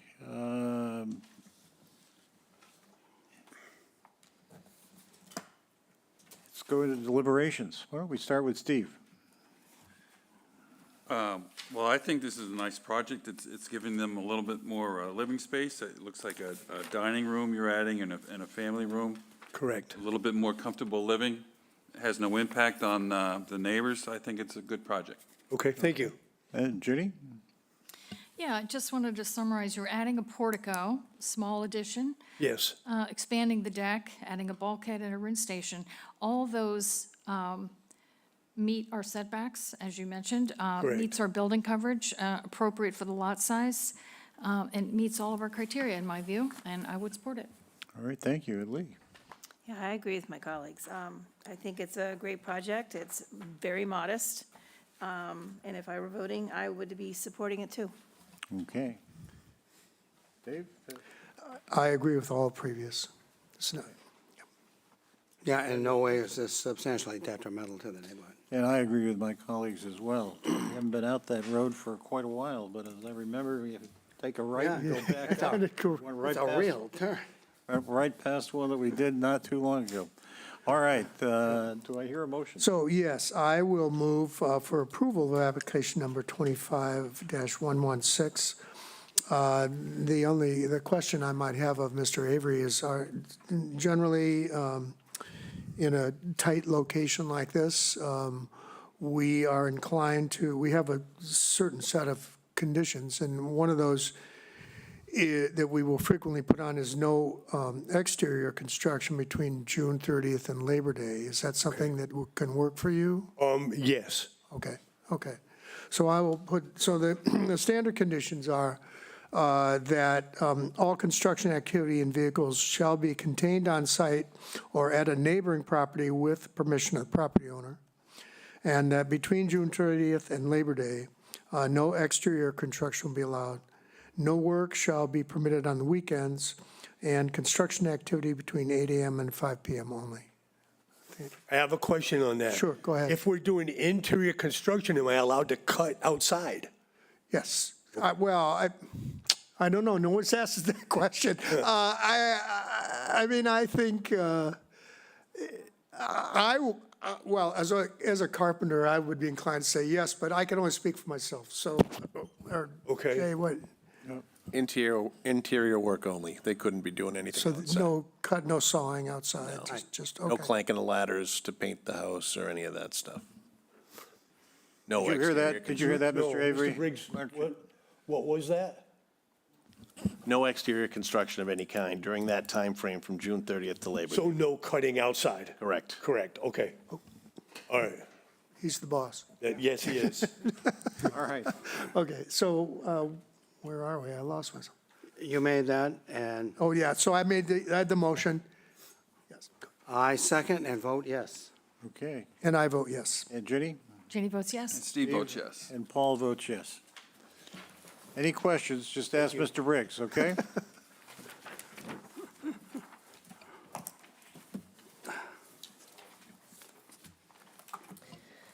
Application number 25-117, William W. Daly and Barbara M. Daly, care of William G. Litchfield Esquire, 330 Orleans Road, North Chatham, Mass. 02650. Owners of property located at 18 East Road, also shown in the Town of Chatham's Assessor's Map 2B, Block 12, Lot K43. The applicant seeks to enlarge, extend, or change a nonconforming dwelling in a nonconforming lot via the demolition of the existing dwelling and the construction of a new dwelling. The proposed dwelling will comply with all bulk and dimensional requirements of the bylaw, but is considered a substantial alteration and under the second except clause of Section 6 of Mass General Law, Chapter 40A, requires the grant of a special permit. The existing building coverage is 1,492 square feet, 13.4%, and the proposed building coverage is 1,662 square feet, 14.9%, where 15% is the maximum allowed. The lot is nonconforming in that it contains 11,137 square feet, where 20,000 square feet is required in the R20 zoning district. A special permit is required under Mass General Law, Chapter 40A, Section 6, and Section 5B of the protected bylaw. Mr. Litchfield? Good afternoon, Mr. Chairman, members of the board. Bill Litchfield here on behalf of the Daly family, and Chris Daly is in the rear under the clock. Also with us is a very dedicated and patient Karen Kempton, who can talk about the details of the plans. The Daly family has owned this property for quite some time, and as families change and generations change, they would like to make some changes to it. I know you've been out there on your site visit. Would it be best to ask Ms. Kempton to speak about the specific plans first? Please do. Karen. Hi, I'm Karen Kempton, designer for the Daly family. Sarah, if you could pull up the existing plans of the house. So the goal of the project was to have a more open floor plan for more room for family gatherings. Do we have, yeah, there you go. No, next one. No. Do you have the existing plans?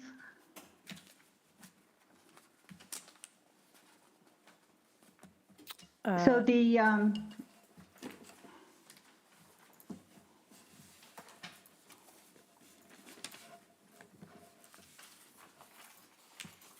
there you go. Yep.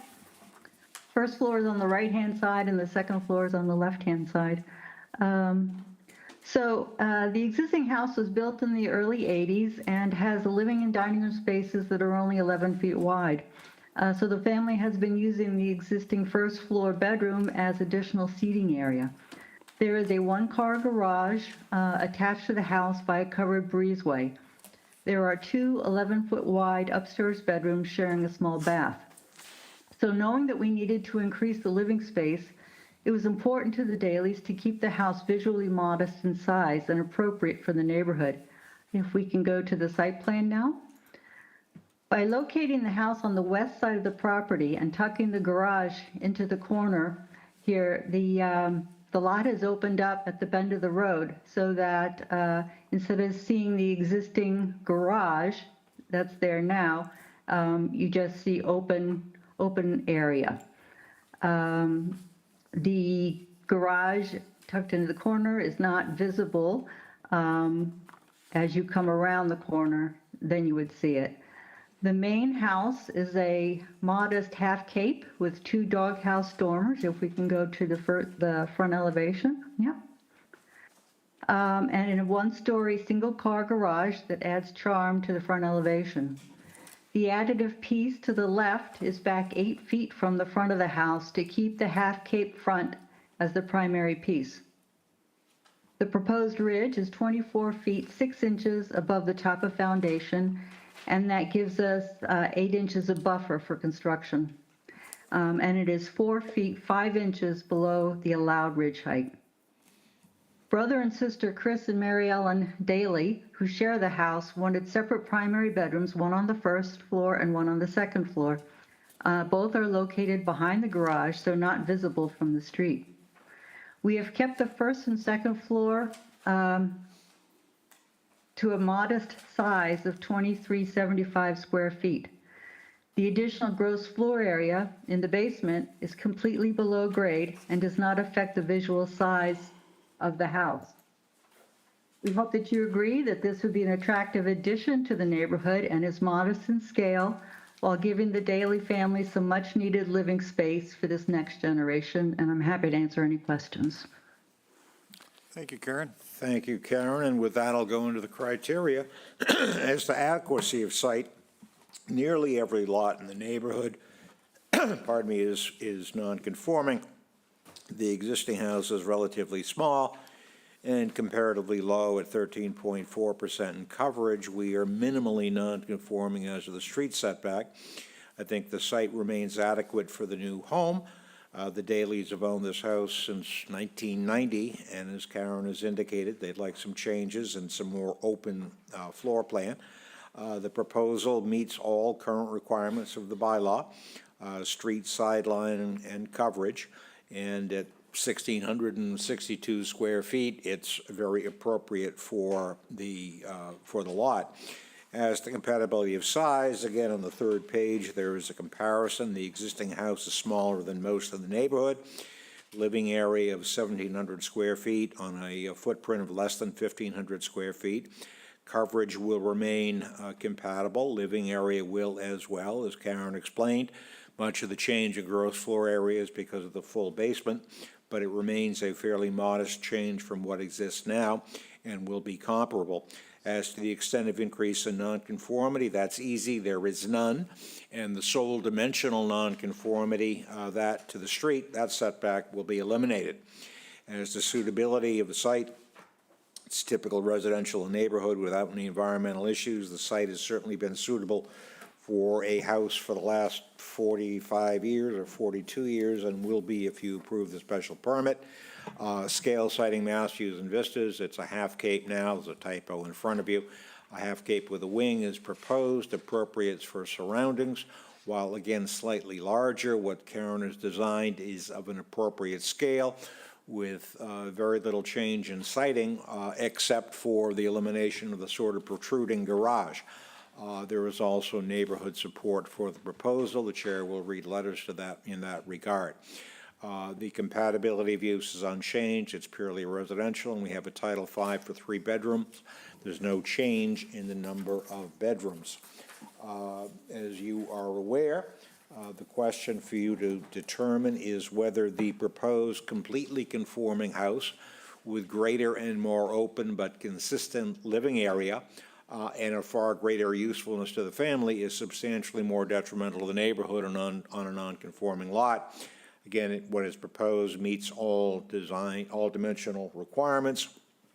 Karen has done her usual good job of a traditional Cape design. The added living area will provide the family with space that they need, but still meets all zoning requirements.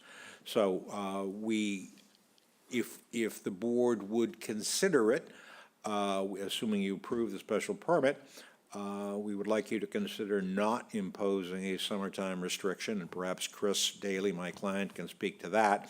But as to the basic proposal, I think that based on the criteria and the plans in this location, you can find that the proposed house is not substantially more detrimental to the neighborhood.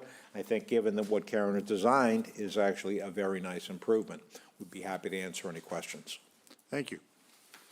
All right, I'll ask if there's anyone in the audience or on Microsoft Teams who would like to speak in favor of this application. Seeing none, I'll read the correspondence we have from Judith Giorgio, the health agent. Please be advised that the Board of Health has issued a septic permit for a new 3-bedroom dwelling at this property and has no concerns at this time about the proposal before you. And then we have a letter from Barbara Fayal. Good morning, Mr. Briggs. Hope you are well. I'm unable to attend a zoning meeting to be held December 18th, reference the above. The Dalys have been in touch with me as our property abuts theirs. I have no problem with their demolishing and rebuilding as long as they don't violate setbacks. I do not support, however, their intention to build during the summer months. I was prohibited doing an interior renovation because of a non-conforming lot. I don't think it's fair that they be given permission to build during the June through September when the neighborhood is so busy, especially with little children around. It was a noisy time last summer having to endure Kana building into the evening. These are my thoughts. Many thanks. Regards, Barbara Fayea. And then we have a note from Chris Messersmith. Dear members of the board, I own the property at 22 Longs Lane, and I am writing in support of the application of my neighbors, the Daly family, to build a new home at 18 East Road. Chris Daly has explained the project to me, and as a abutter, I am fully in support of this request, which will have no negative consequences on our neighborhood. I'm also aware that you're a board that often imposes limits on construction during the summer, and while I appreciate the intent behind that, I think it would ultimately be less disruptive to our neighborhood if work were allowed to continue during the summer. We might otherwise have to deal with an incomplete project for several months, which wouldn't be good for us and certainly not for the Dalys. I urge the Board of Appeals to approve the special permit. Sincerely, Chip Messersmith. Then we have a letter from Joanne Lowe, Lowre. I own the property at 6 East Road. I am writing in support of the application of my neighbors, the Daly family, to build a new home at 18 East Road. Chris Daly has explained the project to me, and as an abutter, I fully support this request, which will have no negative consequences for our neighborhood. I am also aware the board often imposes limits on construction during the summer, and while I appreciate the intent behind that, this sounds familiar, I think it might ultimately be less disruptive for our neighborhood if work were allowed to continue during the summer. We might otherwise have to deal with an incomplete project for several months, which wouldn't be good for us and certainly not for the Dalys. Okay, that's the end of our. The first letter came from Barbara Fayal, and she does not give an address on that one that I can see. If I could, Mr. Chairman, one property owned by the lady is at 26 Longs Lane, and the other is at 34 Longs Lane. She owns two adjacent parcels. Does that answer your question? Thank you. Okay. So that's the end of correspondence. Is there anyone here who would like to speak against this project or has a specific question? Seeing none, I'll go to the board and see if we have any questions. Why don't we start with Steve? Why don't we start with you? No, I don't think I have any questions. Thank you. Okay. Lee No questions. and Ginny. Maybe this is a question for Karen. The rear elevation that's shown in the image A1, Karen, on your plans. It's showing windows, like 3 levels of windows. But the property, now, there was snow on the ground when we went, so, but I don't remember there being like a sloping backyard. So I'm having a hard time visualizing it because it's not a tall, what the height is calculated, it differs a little bit from what's in the advertisement, 25.1. Your site plan says 25.6, but that's a short, that's not a tall house. So can you help me understand where how that Right. is reading as 3 stories in the back or 2.5 stories? Those 3 windows are in areaways, like basement, below grade areaway. You can see on the site plan retaining walls, the 2 retaining walls at the rear of the house, Yeah. the rectangles. So those windows are below grade. They're, you don't see them. Okay, all right. They're dug out. Okay. I can see that now on the I site. think it was more for the board's benefit, so the board would get the complete feel Yeah. of the house, even Okay. though because as Karen said, they are in an area way and not be visible. Okay, so it wasn't sloping as I recall. And so what was the reason for, I think, Mr. Litchfield, you said it in your narrative, but this is a complete reorientation of this house. I mean, it's pretty substantial, moving over to the neighbor quite a bit. And what was the reason again for that? Well, Karen did the design, but I think one reason is having the garage sort of sticking out by itself was unusual. And this would allow more open space and a feeling of openness to the lot. The neighbor to whom we're getting closer is the owner of 6, who wrote in favor of the proposal and suggested that we continue through the summer. Yeah, okay. And so the driveway, it looked, when we went for the site visit, like the driveway was going all the way down that side, but it's not. That's the parking pad. Yeah, as shown in the site plan, the house is the end of the driveway. Right, okay. Okay, that's, and well, Karen, you can confirm that the height is 25.6? 25.6 from the grade plane calculation. But in reality, it's 24 feet 6 inches from the top of foundation. Okay, thank you. Okay, David Veitch. Well, I guess the only question I would have is it seems that maybe, Bill, you said something Mr. Daly might have something to say about when we're going to be discussing the timing of summer construction issues. So is there something Mr. Chairman, you'd if I like could to ask add? Mr. Daly to come forward, you can't speak from there.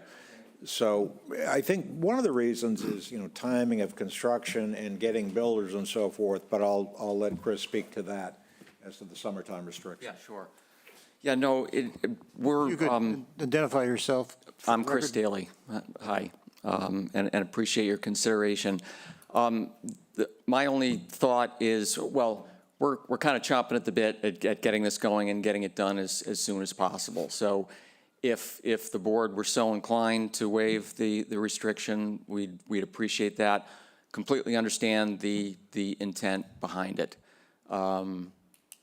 So, yeah, I don't have any other magic words.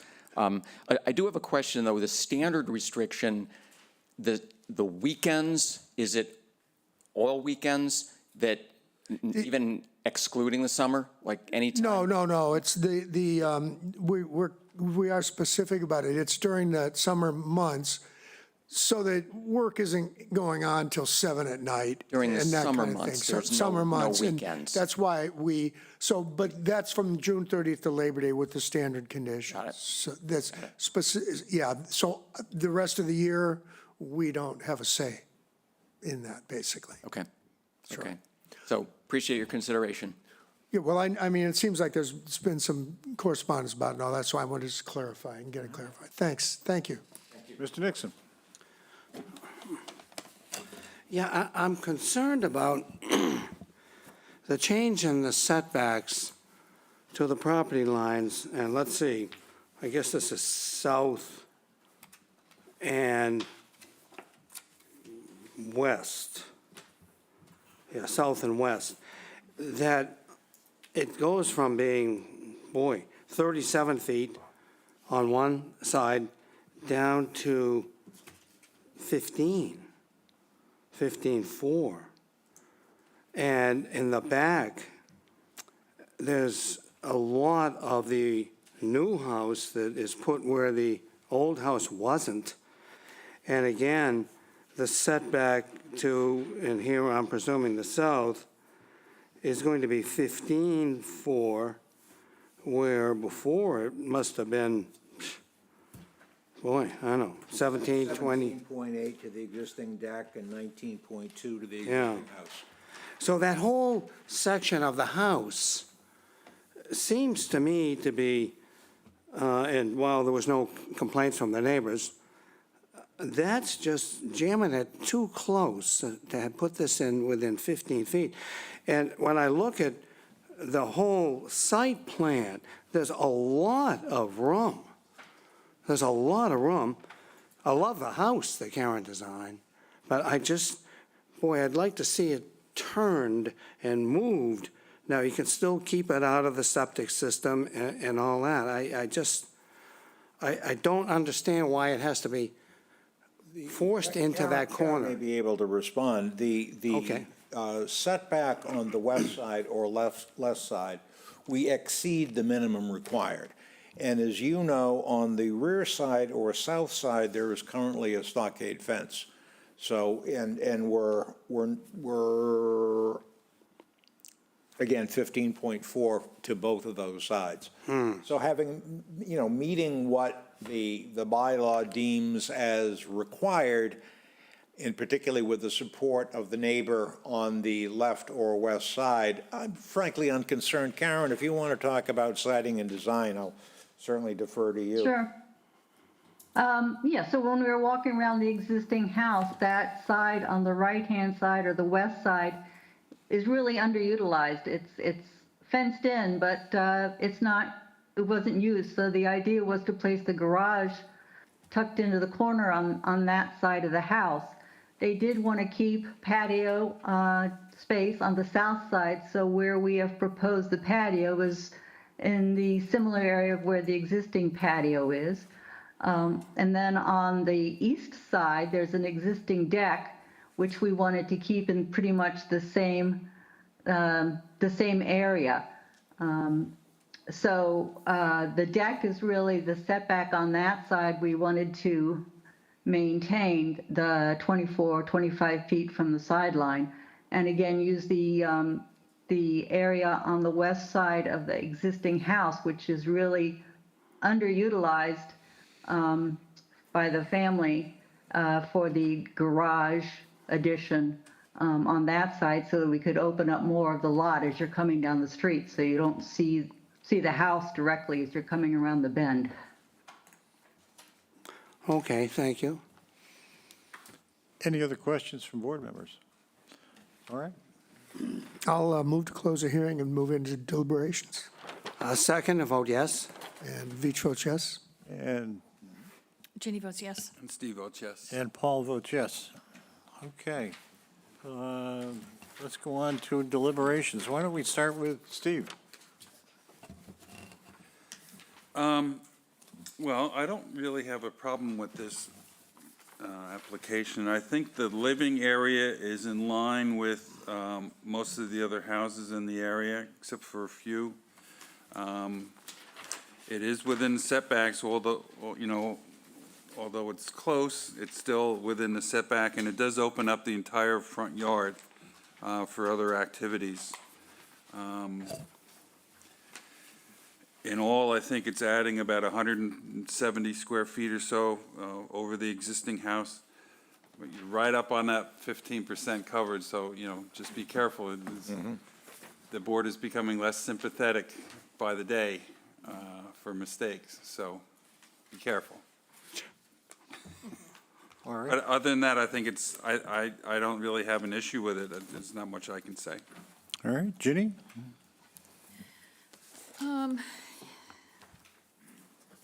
Yeah, it meets the setbacks. It's a good height.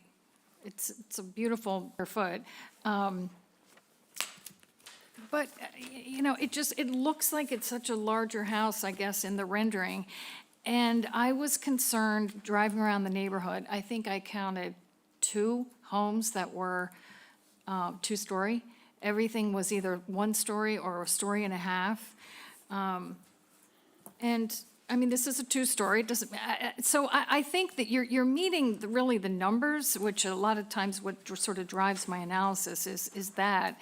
But it just looked like quite a big change vis-à-vis what's in the neighborhood. So I was struggling with criteria 5, which is mass in the neighborhood of smaller homes.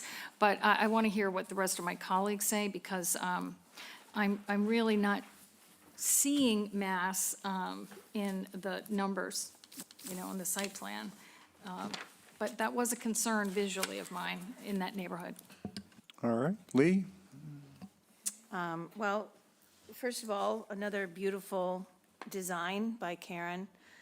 I think it's so attractive, and I know this neighborhood pretty well as well, and it is tight. It is definitely tight back there.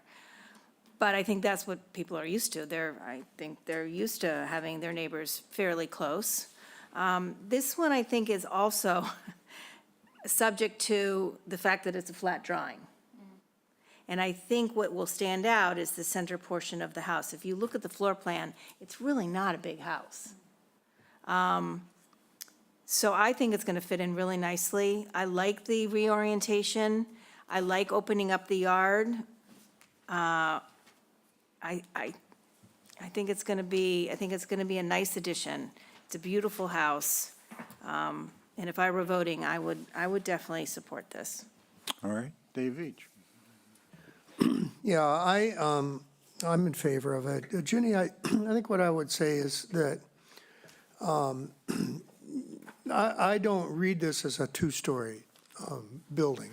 I mean, I think it'd be considered maybe a 1.5 to 1 3/4 story. I mean, generally a 2-story, you're really seeing a lot more than dormers and things on the second floor. So I don't, and I agree with Lee. I think, it looks on the elevations, it looks perhaps bigger than I think it would appear if we were looking at a rendering of it or a view of it. And, I keep coming back to that it meets all of the dimensional requirements of the bylaw. And so even though it might be somewhat larger than other homes in the neighborhood, I think it's justified by the fact that it meets the requirements of setback, lot coverage, et cetera. And who's to say that down the road, other neighbors might seek to make changes to their homes and that would make them larger. So I think it's a very nice looking design, as we all agree, I think, and I think it will fit in well and be a nice example of a tear down and replace in that neighborhood. It's not, I don't see it, I can't see it as being substantially more detrimental to the neighborhood because of the concerns that we're thinking about. I don't agree about that part. So I will support it. I think it meets requirements of the bylaw for sure. And I don't think that it's going to stand out in any way that's not going to be an improvement. All right, Dave Nixon. Well, as I stated earlier, I'm not wild about, when looking at the site plan, where the home is going to go. It just, to me, is, it's within the correct number of feet, but that doesn't mean it's right for the neighborhood. But everything else about it, I like very much. Certainly, I understand why, and so is it substantially more detrimental? No, it's detrimental, but not substantially more detrimental. So I will vote for it. All right. I think the orientation, changing the orientation and making better use of the lot makes sense. And I think the site, the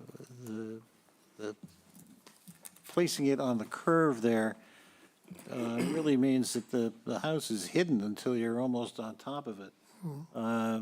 And the benefit will be to the neighbors going on past, on East Road there, who will have a presentation of a nice home at the end of the road to them before they hang a right and then go out towards Pleasant Street and Longs Lane.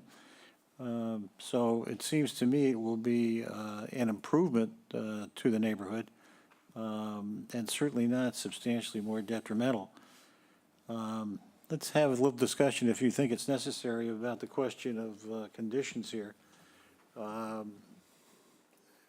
We obviously have, a couple of neighbors who have indicated that they have no objection to continuing with construction and getting it done, with one person indicating that she has an objection to that.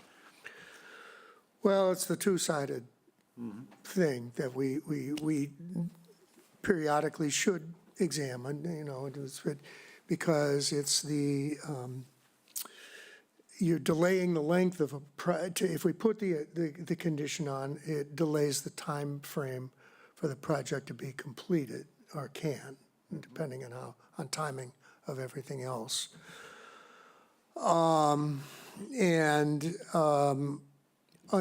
For projects that don't need to come before us, there is no, this condition is generally, there's no one to impose it. It's not, it can't be part of the building permit process or anything. So given that they've sort of anticipated this, and we have a couple of the neighbors, or the one immediately abutting and the close, well, they're all almost immediate abutters, the ones that have weighed in. I'm inclined to not do the exterior construction part of the conditions. The other conditions, the timing, no weekend work, the timing of work during the summer, and the construction activity I think all those make sense. But in this case, I can see clear to allowing them to do exterior construction during the summer. Okay. And the only other further thing I would say about that is that, and I do say this, and is that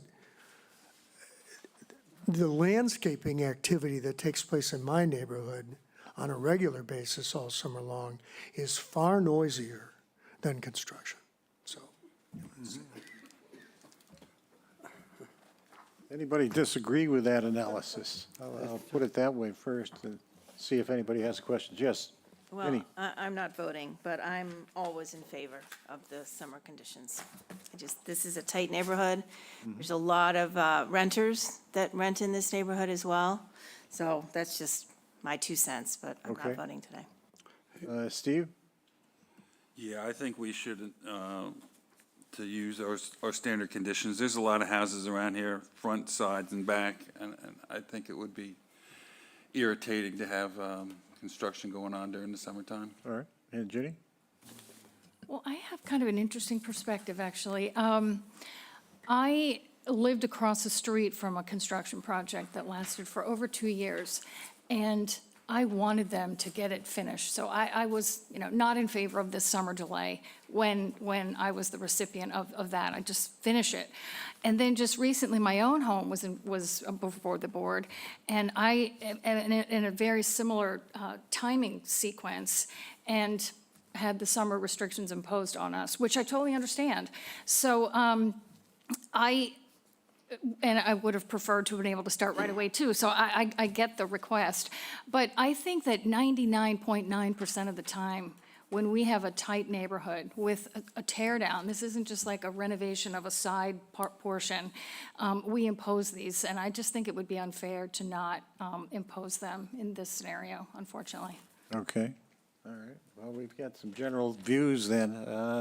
I think that maybe part of the reason why one letter came in objection made reference to the Kana construction, which I think may relate to around the corner on Longs Lane.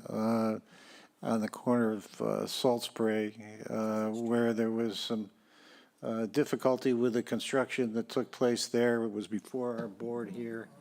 And that could be part of the reason why there was an objection there, because I think that was very disruptive, as it turned out. But it sounds as if the general consensus would be for the standard conditions. Do you want to proceed on that basis, Dave? Yeah, I'll proceed on that basis, because I do, I mean, and I would say I agree with what Lee had to say as well. I mean, I've lived next to construction projects for years and seen the effect it has on renters, and that can be difficult too, so, anyway. So I will offer, move approval of application number 25-117 with all of our standard conditions, all construction activity and vehicles contained on site or at a neighboring property, permission of the property owner. No exterior construction will be allowed. No work shall be between June 30th and Labor Day. No exterior construction will be allowed. No work shall be permitted on the weekends. Construction activity between 8 a.m. and 5 p.m. only. All right, I second that and vote yes. all right. Dave votes yes. I vote yes. Jenny? I vote yes. Steve votes yes. Okay, and I'll vote yes. Thank you thank you very much. I wish you all a Merry Christmas. Thank you very much. Thank you. Okay. We have some elections to take care of, too. I would like to nominate as chairman, starting January 1st of 2026, David Nixon, and as vice chairman, Randy Potash. I'll hear if there is a, pardon me? Clerk. And clerk, I'm sorry, clerk, Virginia Fenwick. So I'll move those nominations. Is there a second? Dave Veach seconds and votes yes. All right. Dave Nixon? I vote yes. Ginny? I vote yes. And, Steve approves the slate. all right. And I'll ask Lee as well. Yes, I vote yes. And Paul votes yes. Thank you. Do we have anything else? I think that's it. I requested Dave to speak a little bit about the staff and caseload that we've had. Yes. At this time of the year, particularly with what the year we've just had, it's important that we recognize the input to us and the sacrifice sometimes that the staff makes. Dealing with the 8 of us is, I know, a total pleasure, but it can be a real pain. So we shouldn't forget that. I'd like to start with our producer, Brianna. Are you out there, Brianna? And our executive producer, Mark. I don't know how the two of you do it. I have trouble just pausing a movie and then going back to it. And wait a minute, I hit stop. Why am I back to the beginning of this thing? So it's a mystery what goes on out back, but you do a fantastic job. Thank you very much. Thank you very much. Chantel, how do you, in your mind, separate all the gab that goes on here and all the talk that we've had? I don't know how you whittle it down into a few words, meaning several hundred, that what goes on, it's a marvelous thing, so thank you. Jay, there's no better building commissioner or, we can, no. No, anyway, no, because all those other commissioners, they believe in the word de minimis. And I know you don't. Look, it's right or it's wrong, it's a foot or it's not, it's this or that. But no, your ability to answer questions, take care of the clientele that you have, it's super. So thank you. And Miss Sarah, I know you hate to have me say anything kind about you, but you are the best, period. You are. I don't know how you do it. I don't know how you've balanced all that's been thrown at you this year, but it marvels me. It really does. And thank you, thank you. And to all my cohorts, this has been a challenging year. And we're all sort of still smiling at the end of the year. I mean, and that's a good thing, and that's a good thing. So I look forward to next year, and maybe the workload will be a little bit reduced, although I don't see it. And I was the one that said, well, let's make it 12 on the 8th. What, am I crazy? I must be crazy. Anyway, so thank you all very much. Thank you, Dave. I'll ask before we adjourn if there's any public comment that would like to be made. Nothing new. Okay. Do I hear a motion to adjourn? I so move. Second. All right, I'll take a roll call vote. Jenny? Ginny votes yes. Steve votes yes. Lee votes yes. Lee votes yes. Beach votes yes. I vote yes. And Paul Semple, I also vote yes, and it is for time, 4:37 PM. 4:37 Pretty good. PM. Good night, Chatham. Thank you. Pretty good.